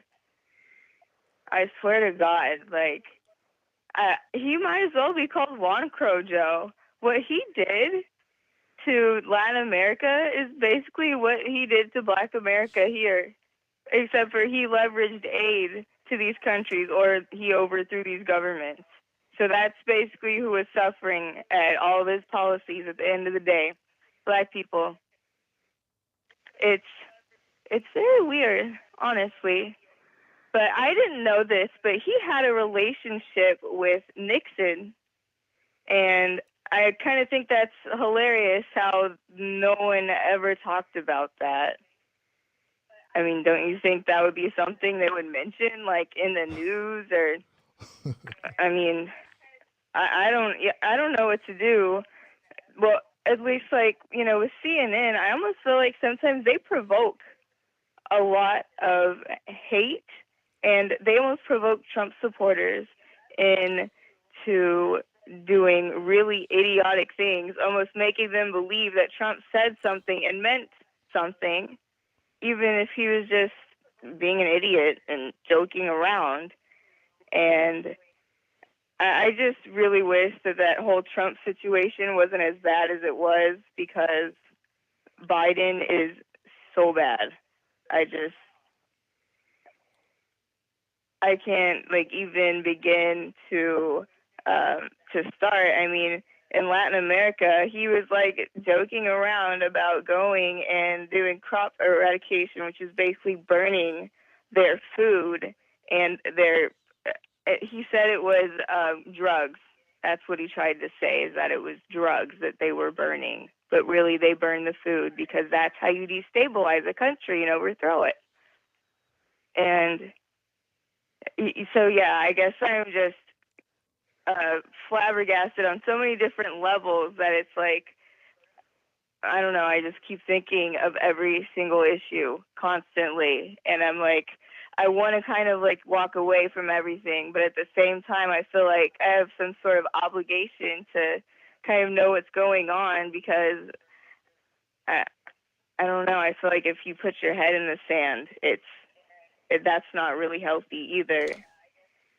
And I wanted to comment on the whole Bernie situation. I don't know if you remember my original rant about Big Mouth, but it's really turning out how I thought it would be, and it's kind of scary because I didn't know anything about him at all. I mean, it almost seems like he was on a mission to make sure that Bernie didn't become the nominee.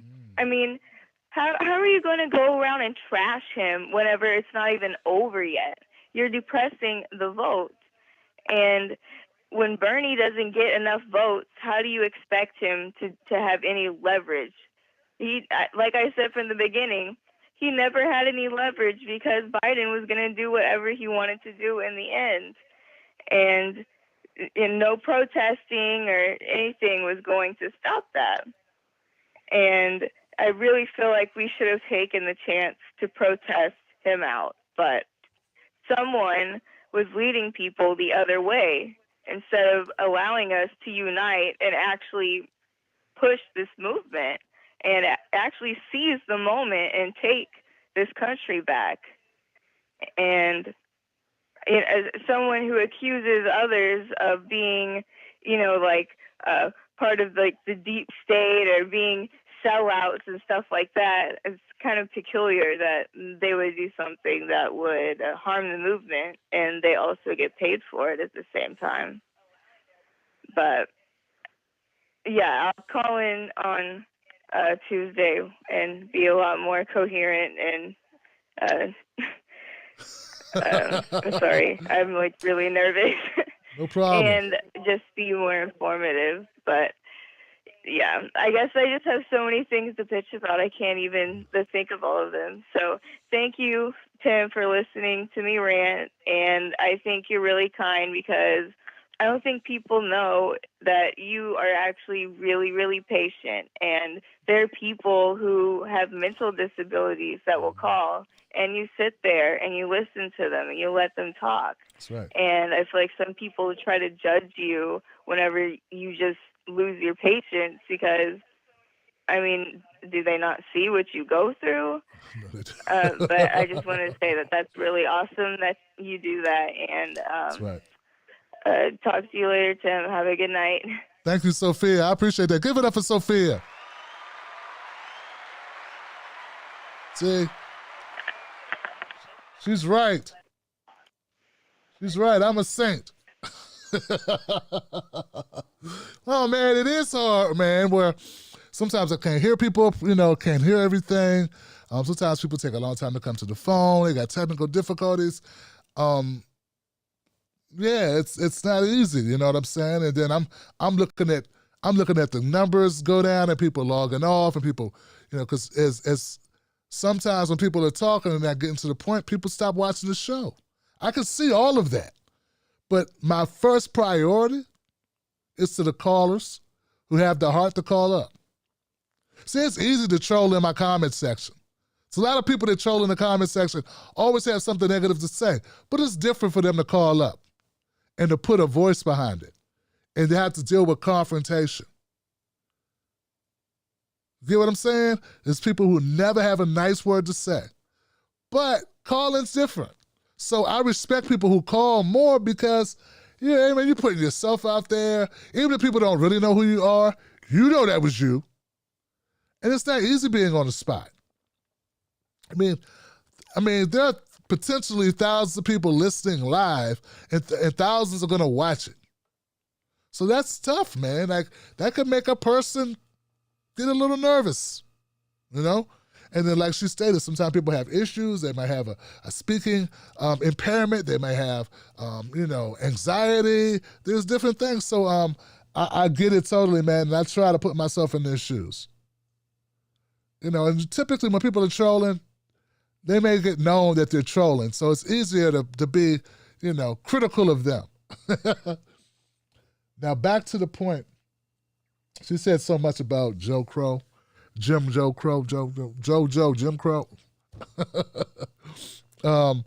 call back with your Joe Biden ridicule, man. He can take it, I will say this, man.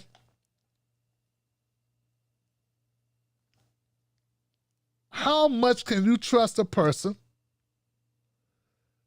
Like, if you supported another candidate, you supported another candidate. We had people who were surrogates for other candidates in this race in 2020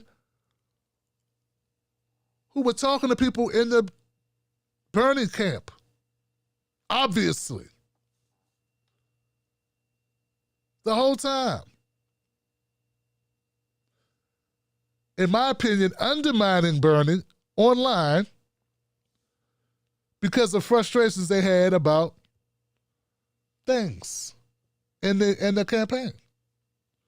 That's not cool, Johnson. I know, it's treacherous water, but that's just my opinion.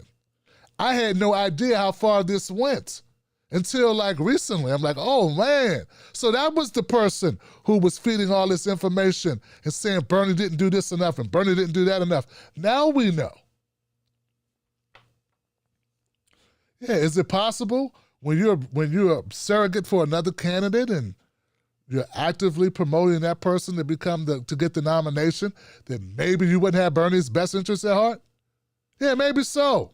Maybe that's evidenced by the fact that you support another candidate. But some people could not see it that way. No matter what we say it, they did not see it.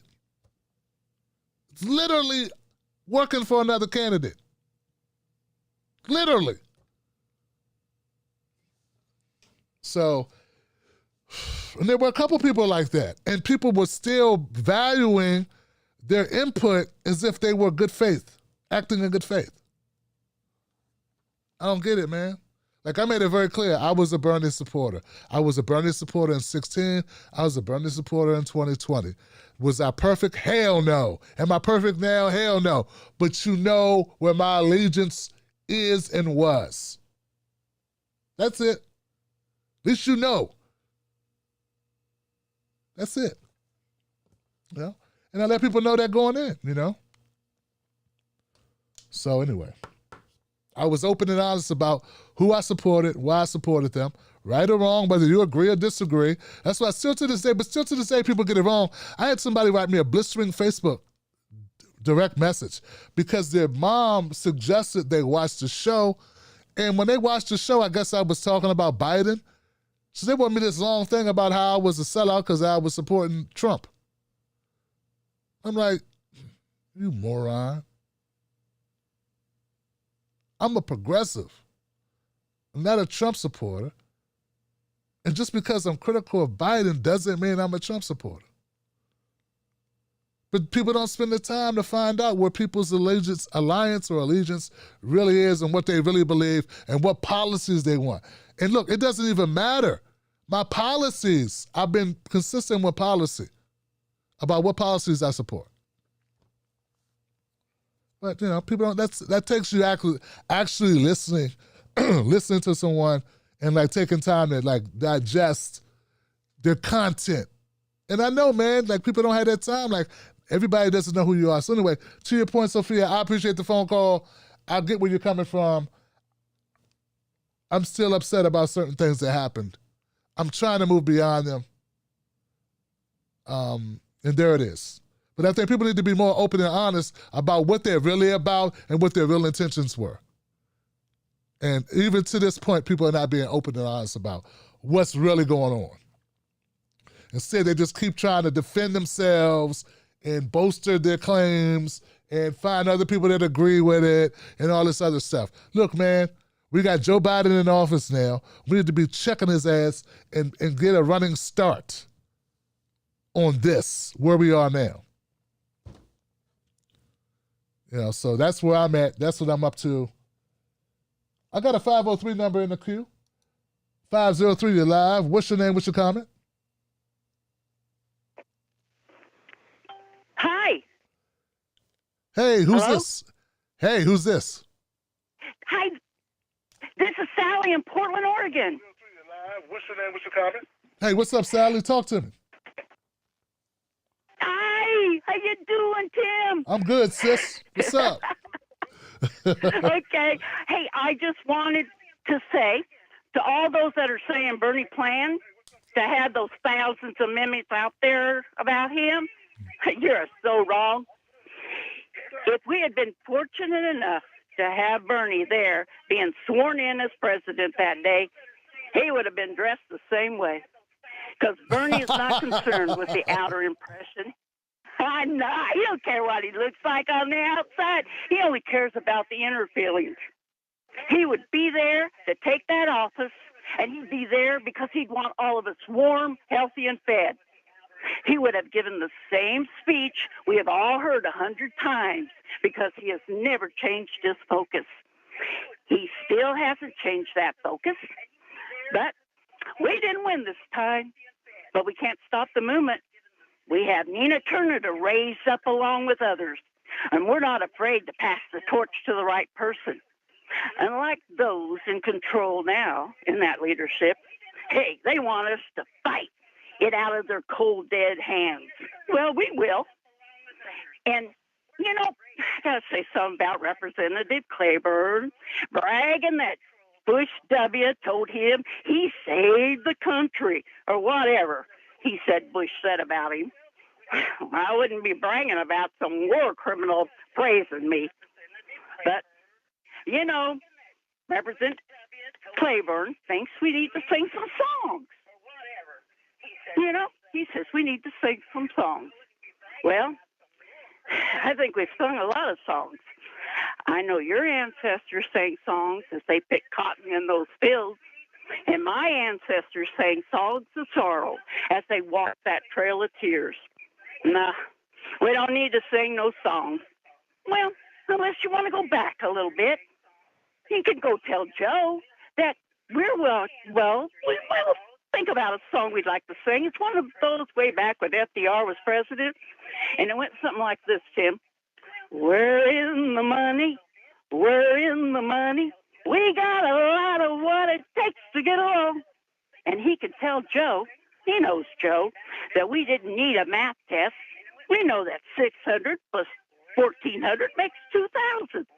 But we were told by Joe, he knows Joe, that if we got those guys elected down there in Georgia, that we'd get a $2,000 check. Not that we had already got a $600 advance from the old Senate, but a $2,000 check from the new Senate. And it's not good, Joe, to be fibbing right out of the gate. Maybe that extra 6 didn't seem important to him, but that first 6, it went real fast when you've waited over 6 months for it. Now we want 2,000 for the start. Now, don't sit down. Stand up, Wolfpack, and howl. You know I love you, Tim. I said, give it up for Sally, guys. Yes, give it up for Sally. Man, yeah. What she said. I don't understand why the math is hard to do. $2,000 check is a $2,000 check. A $1,400 check is a $1,400 check. Come on, Johnson. You know what? I'm expecting Warnock and Ossoff to hold Joe Biden accountable. I know it's asking a lot, but I do expect them to hold him accountable because it was their mailers and their advertisements that also said $2,000. So Warnock and Ossoff need to be holding Joe Biden accountable and just say, hey, Joe, you're making us look bad off the gate, out of the gate, from the break. Don't do this to us. Give the $2,000 checks. And the fact that people are concerned with it, the fact that there are so many of us that were upset, frustrated, disappointed, that just goes to show how bad people are doing. That $600 matters. Because if it didn't matter, people wouldn't be talking about it. It'd be no big deal. But it is a big deal. It does matter. So that's what Sally's pointing out. That's what we're all trying to say. And, you know, and these times like this, it's times like this, guys, when they do this type of underhanded stuff, as much as it hurts, as much as it pisses you off, you also have to look at it like, always look at it like this. I don't control the news cycle, but there are certain gifts that are given to me in the news cycle, which let me know that I'm doing the Lord's work, man. It lets me know that I'm on the right path, man. It separates the wheat from the chaff. It separates the honest from the dishonest. It represents on point and just trying to score points. Know what I'm saying? So there's people, man, they look to go on MSNBC and CNN. And then if they're put on MSNBC or CNN, they're not going to speak truth to power about this because it puts them in a bad light. These people, they should be exposed. 90 seconds. They need to be exposed. And I'm here for it, Johnson. I'm here for the exposure. To expose the nonsense. So, as bad as it is, I got to look at the silver lining, and that's the silver lining for me. I'd give up that silver lining if it was to help you. If I could give it up, I would. I'd rather you had $2,000 instead of $1,400, but I don't have any control of that. So I got to look at what I can get out of this. And what I can get out of this is, there they go again. 60 seconds. Here they go again. And let's remember this. Let's have long memories. Meanwhile, they want to paint Joe Biden as if he's a saint. Last time I checked, saints ain't supposed to lie. Saints aren't supposed to mislead people. Saints don't get the bait and switch. Sitting around making us try to define what $2,000 is. The definition of $2,000 check. What's that definition? The definition of a $2,000 check is literally a check with $2,000 on it.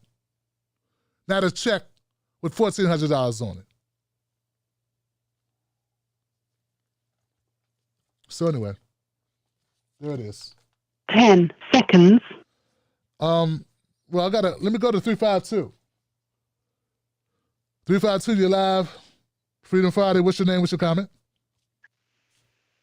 Hey, Tim. It's Gary down in the swamps. Last night, I think I had one too many, so I got the dogs on me. They're making sure I don't drink too much anymore when I call you. But, so tonight I was exhausted. I was tired. I just wanted to listen to the show tonight, and I was relaxing. I was like, listening to the show, and I'm like, wow, I thought from the get-go, I mean, your calls have been off the charts. Alex knocked it out of the park right off the bat, then Bobby followed up, and Sophia came on. I mean, it was like an all-star lineup tonight. I was like, I got call. I said, I got to be part of this. This might go in the Hall of Fame of shows tonight.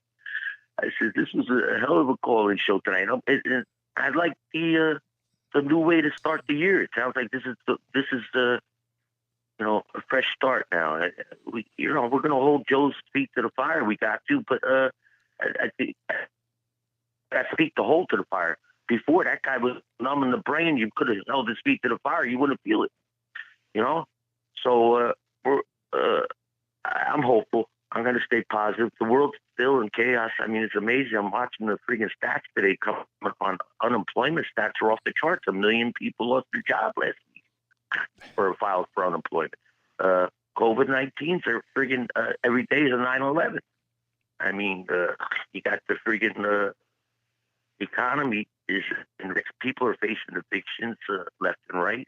I mean, really, if we can stay all smiley face we want and paint this all pretty, but if we don't get serious, like Bernie paints the perfect picture. I think it wasn't the mittens and the jacket that went viral.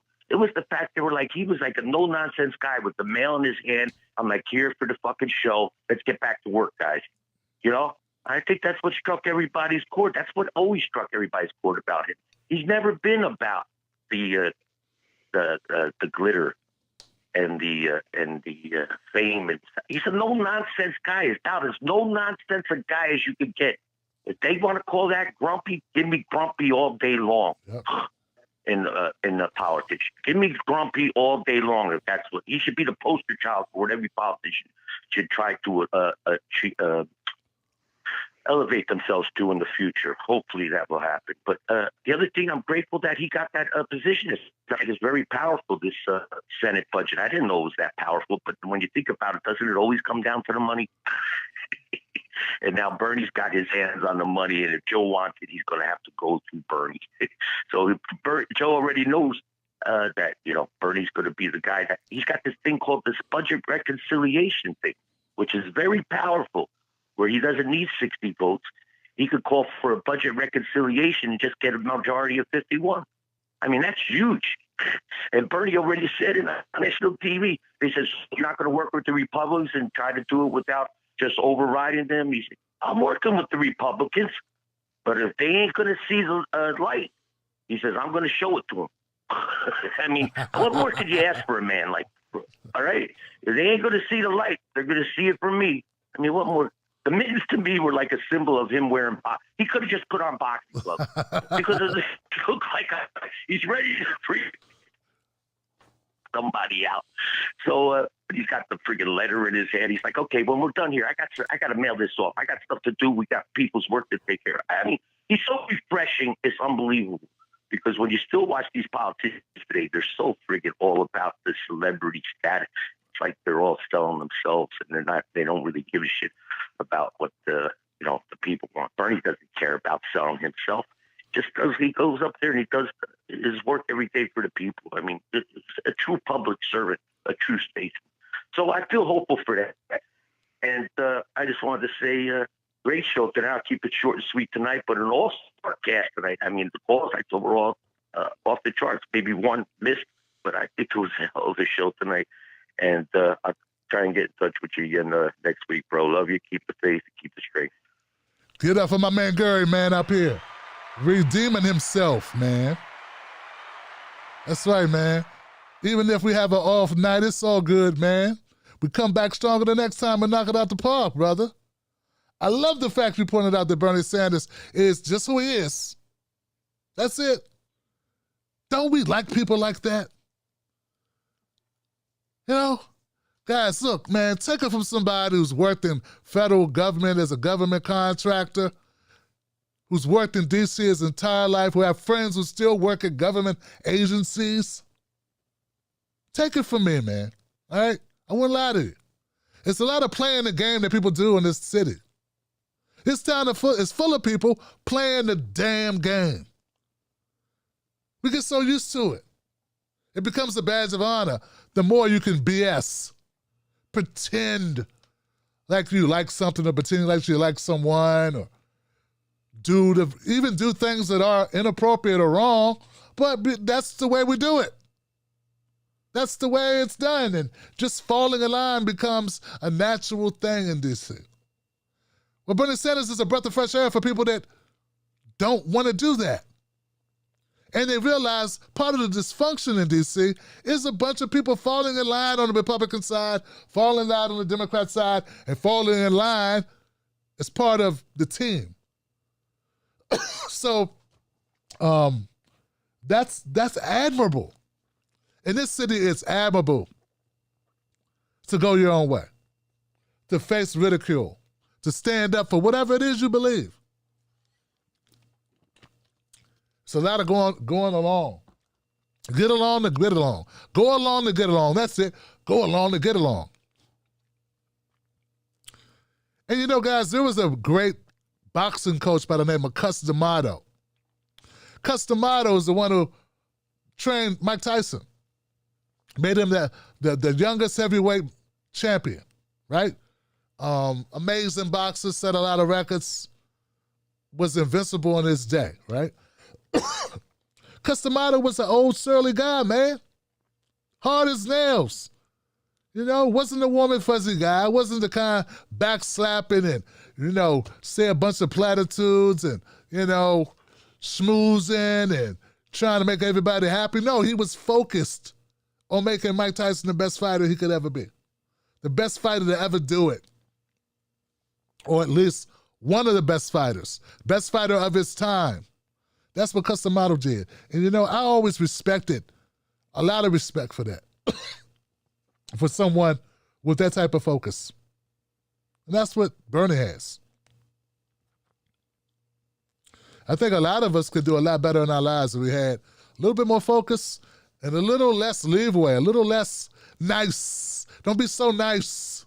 Be focused. Be determined. Be deliberate. Go forward. Do the job. Get the job done. Like, that's good stuff. I know everything that I've ever accomplished was done because of that part of me that said, go forward, do it, get it done. No BS. Don't be easy on yourself. Be hard on yourself. Have expectations. That's good stuff, man. Only in D.C., and only in this plastic social media garbage landscape would people make that a negative. To be focused on trying to do your job the right way. To be focused on walking the walking, not just talking the walk. You know what I'm saying? He didn't wear an expensive enough suit. Come on, man, give me a break. If he'd have wore a nice suit, they'd have complained about that too. There's really nothing that Bernie could do. If he would have dressed to the nines, they would have talked about him even more. They'd been like, this is the guy that shops at Zales or Burlington Coat Factory. What is he doing with this, this Gucci suit or this, I don't know. I don't even know the names of great suits. I'm so far away from that. Look at me, I got a t-shirt on. But they would have had something to say about Bernie if he wore a really nice suit. They'd be like, look at all this money Bernie's got. He already has 2 homes. What's he doing with a nice suit? There are YouTubers that make more money than Bernie Sanders. You do know that, right? All right. 915, you live, Freedom Friday. What's your name? What's your comment?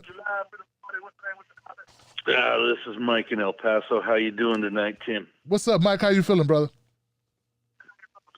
Well, I'm still a little upset about the clothing that was worn at the inauguration, and I'm not talking about Bernie. I went out and bought a dress, and it turns out it's the same one that Lady Gaga wore, so I didn't go. Hey, know, I don't think Joe Biden really meant to give us all $2,000. I think he was just saying that so people would vote for him down in Georgia. Can you believe that? Yep. You know, that's what politicians do. It's a chicken in every pot and an Oldsmobile in every garage. And the fact that people are shocked about this is kind of stunning to me. I mean, what America have they been watching for the last 40, 50 years? This is how it goes, folks.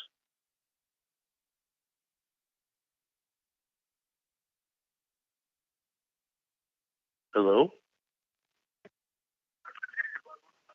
Oh, I was going to say, you know, the fact that they promise us something when they're running for office and then they don't deliver on it. Well, that's not a surprise. That's par for the course here. Shameful, brother. Shameful. Isn't it? Isn't it? Just amazing to me. I can't figure out why everybody's so upset about this. They should have been expecting it. I mean, this forced to vote or whatever you want to call it for Medicare for all. What's the plan? When are we going to have a national health care plan? It's like telling Rosa Parks, we'll let you move up one seat at a time, maybe every 8 years. How's that sound? No, you got to fight for the whole thing.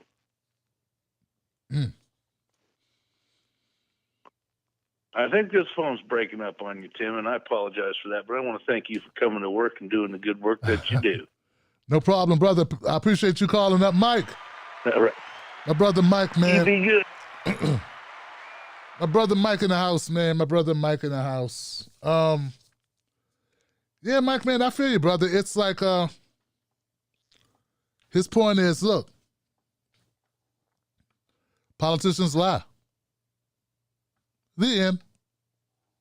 Yeah, but you know what? Lying about this is something that's so horrific. It's like so devoid of any type of ethics at all. I mean, to a lot of people that have been waiting 6-7 months for some type of relief from their federal government, and then for you to overstate what that relief is going to be and get something tangible out of it, like to have people to unprecedented numbers come out and vote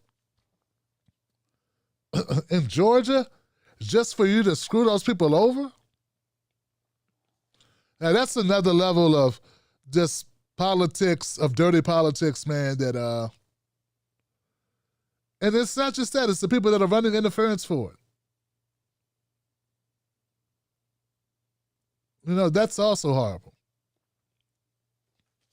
I mean, you can't say, we're supposed to believe in you. Like I said, man, they make my job easier.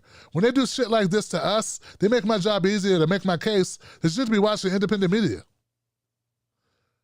Do we got any new members tonight?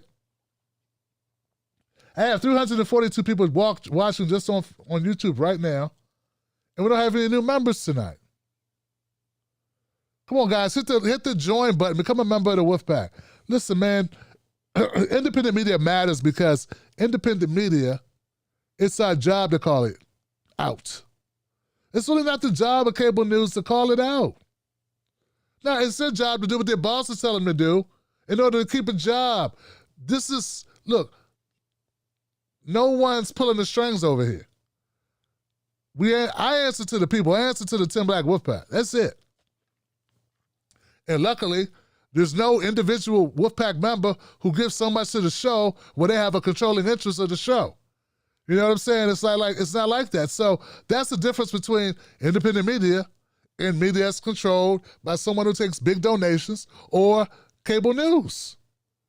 It's just simple math. And if you could add up the difference between 2000 and 1400, where you could add up the difference between people paid large amounts of money to read into a teleprompter something that was approved by a news head or the leader of this or this department or this director. You understand the difference between that and Tim Black, who looks at the news, digests it, invites important people on, invites influential people on, invites subject matter experts on, invites regular people on, invites interested people, whatever, and just has a conversation and shares the information. There's a big difference between the two. So when you support this show, you support that endeavor. I tell people all the time, hey man, I'm not going to guarantee you, Wolfpack, that I'll always get it right, but you can guarantee this. I can guarantee this. When I get it wrong, I'm not getting it wrong because my boss told me to.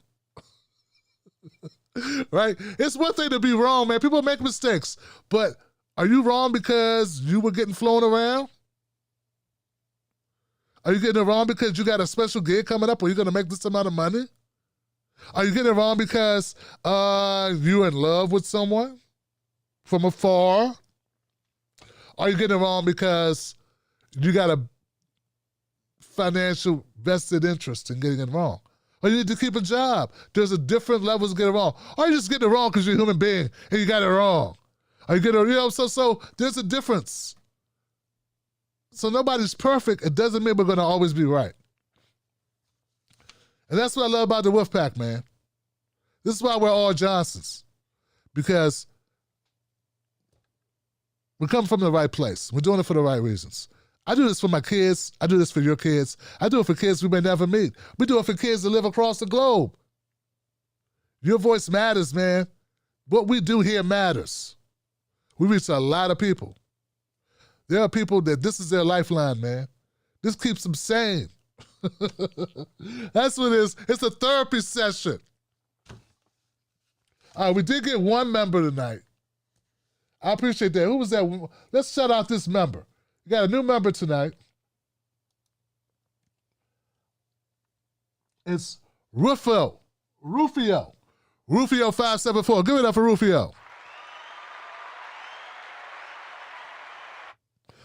Gosh, thank you, Rufio, for not making me go zero. It's almost batting a zero. What for Rufio, man? Jesus. Tough night, man.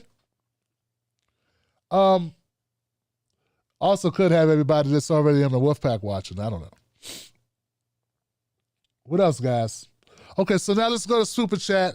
Let's read the comments. We had a great night of callers. I appreciate you all who phoned up to the show tonight.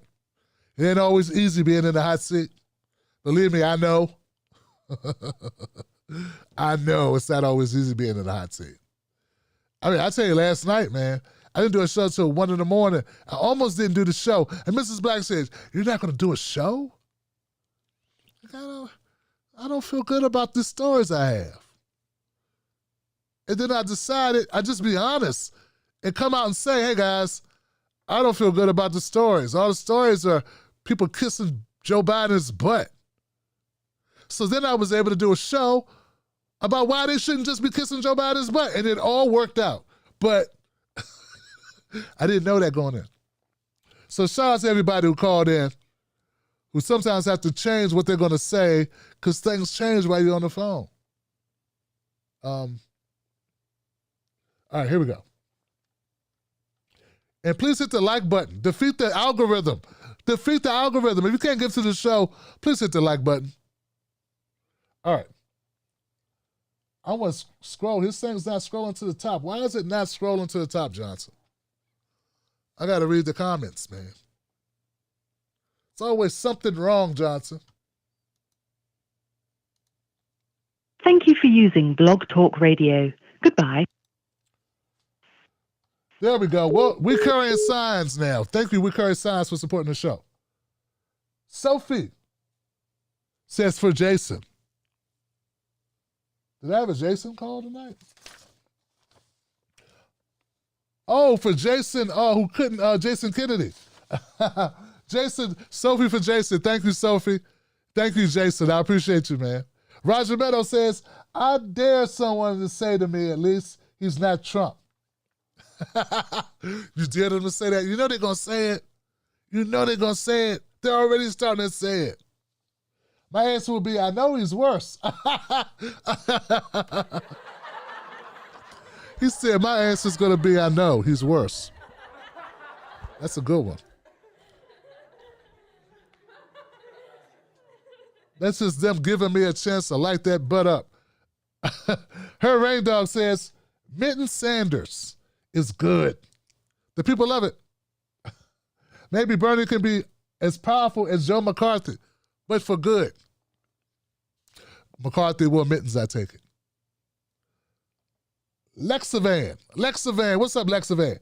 The Dems' plan to hit Bernie from day one was well documented in 4/16/19 New York Times piece titled, "Stop Sanders, Democrats Agonizing Over His Momentum." Yeah, Johnson, there it is.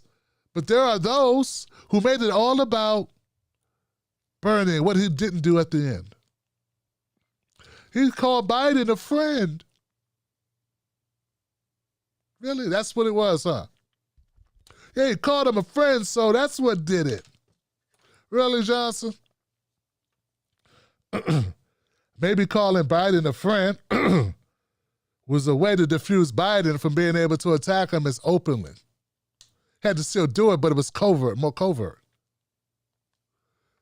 Politics is being played, man. These are politicians, right? Yeah, maybe that's what it was. My thing is, people didn't even entertain the thought that that could have been the reason why. Never even crossed their mind that maybe, just maybe, this is a way, there's a reason. You may not agree with it, but maybe there's a reason other than, you're weak, you're weak. Anyway, Ramona Lawson, thank you, Ramona Lawson, I appreciate you. I appreciate you. I think that's all we got tonight. Oh, no, we got more. I'm sorry, guys. Got to scroll down. There's more people. Jaden, keep it up, G. You sound like you should be residing on the West Coast, G. We love you in California. Let's give it up for that, man. Bro, me and Mrs. Black might come out to Cali, but I heard it's expensive. But, you know, so that's why we choose to live in Maryland, because it's not as expensive. People are like, well, it takes a lot of money to live out in California. Who said you have to live in California? We're independent media, man. Don't go there, Tim Black. That's how you get in trouble. Start saying stuff that doesn't jive with some other people, then it's a problem. Jaden, thank you, Jaden. Mr. Johnson, that's what's up, Johnson. Father Possum says, Tim Black, Nina Turner, Bernie Sanders speaking truth to power. That's right, Father Possum. Hiru Naya, sue me, I'm rooting for everybody. That's Johnson's. That's right. Rufio joined the Wolfpack once again. Rufio's in the house.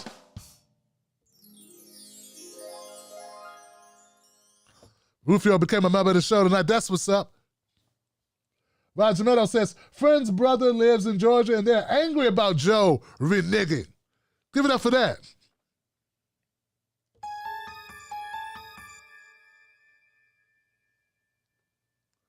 That's right. Thank you, Roger.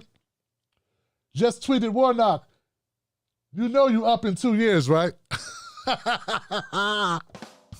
That's right, Warnock. Well, we're going to bring the rise and the rise to the occasion of the Lords and the prophecy. And we need to come up off that loot, homie. Check it in, Johnson. Up here looking like JB Smooth. You better get my money. Talking about. Bose Einstein says, references to QAnon suckle types. Reference to QAnon suicide. I said suckle. Suicide types come from Suicide Watch radios. Washington Post today. QAnon promises we have just begun. Like the Nashville QAnon bomber. Man. These people are scary.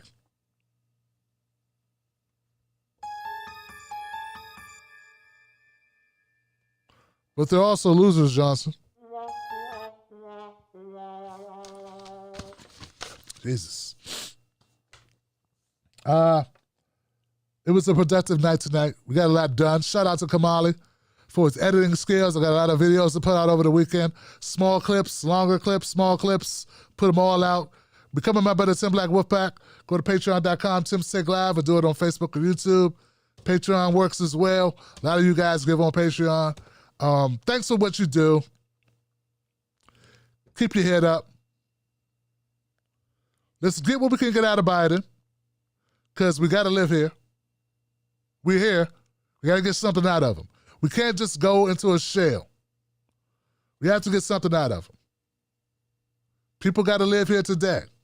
Can't just be talking about what we're going to do next time. We got to push right now for everything we can get out of Biden. These 2 years, man. So that's what's up.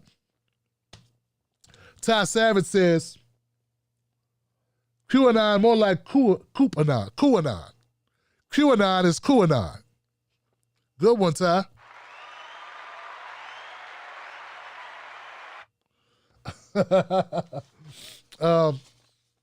Yeah. Don't forget, you can always write me at timstake2@gmail.com. Shout out to my brother Martin, trying to promote the show. Shout out to my moderators, holding it down in the moderate section.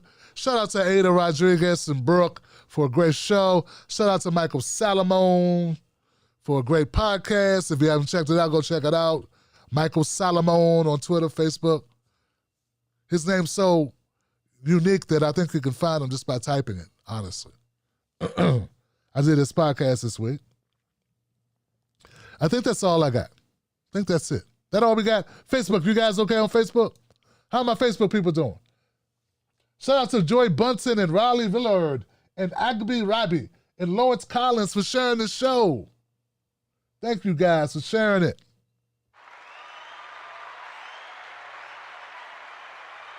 I'm thinking I might start doing some restreams again. Restreams to like get the word out about the show more. I could do that, you know. Like schedule it to do replays over the weekend for people who miss the Friday show because it's late. Yeah, maybe we should do that. I don't understand. You do understand. Shut up, Google. I got that Google Mini down here, man. It's annoying as hell. Every once in a while, I just blurt out stuff.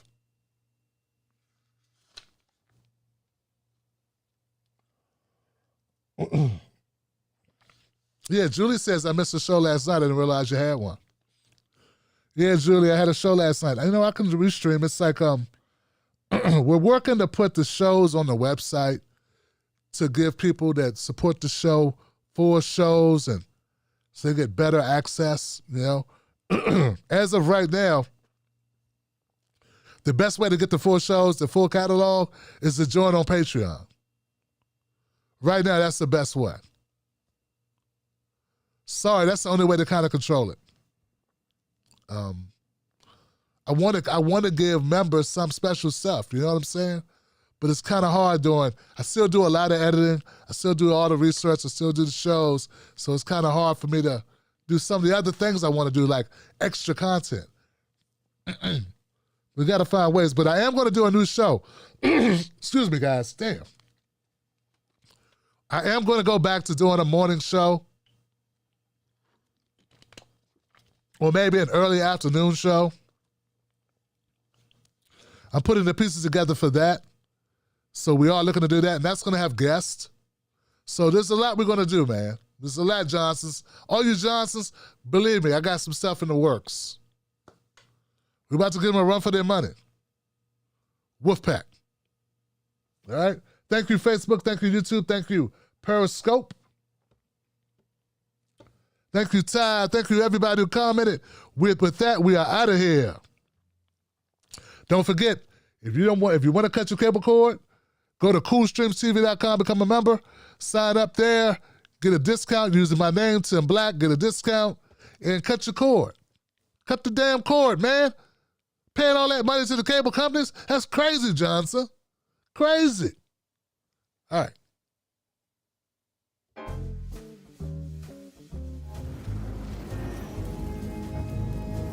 Don't fall for the banana in the tailpipe.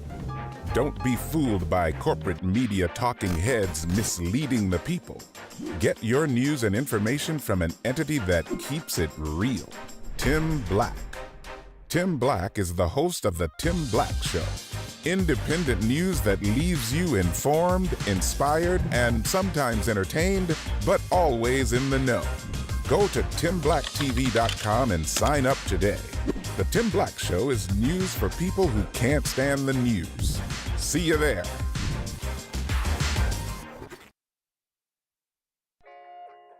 Let me ask you something. Do they know us? When I say they, I mean the talking heads on cable news. Do they know you? I mean, they talk about the world as if it's a sport. They play political games, report on our pain, rack our brain to feed the stock exchange, but do they know us? Do they know what we care about? Nope.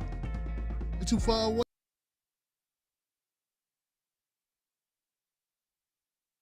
Relate to us. See, when you want to know what's going on in your world, trust someone who lives in your world. Subscribe.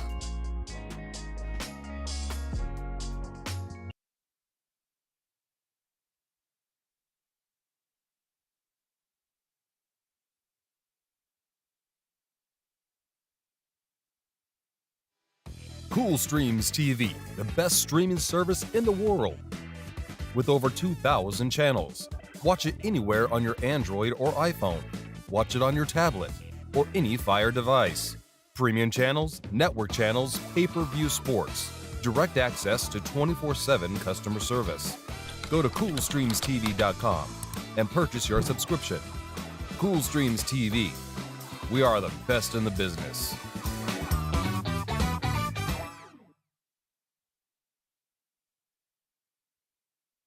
Tim Black.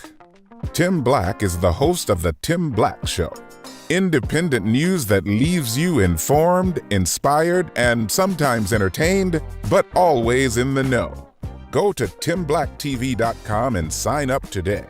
The Tim Black Show is news for people who can't stand the news. See you there.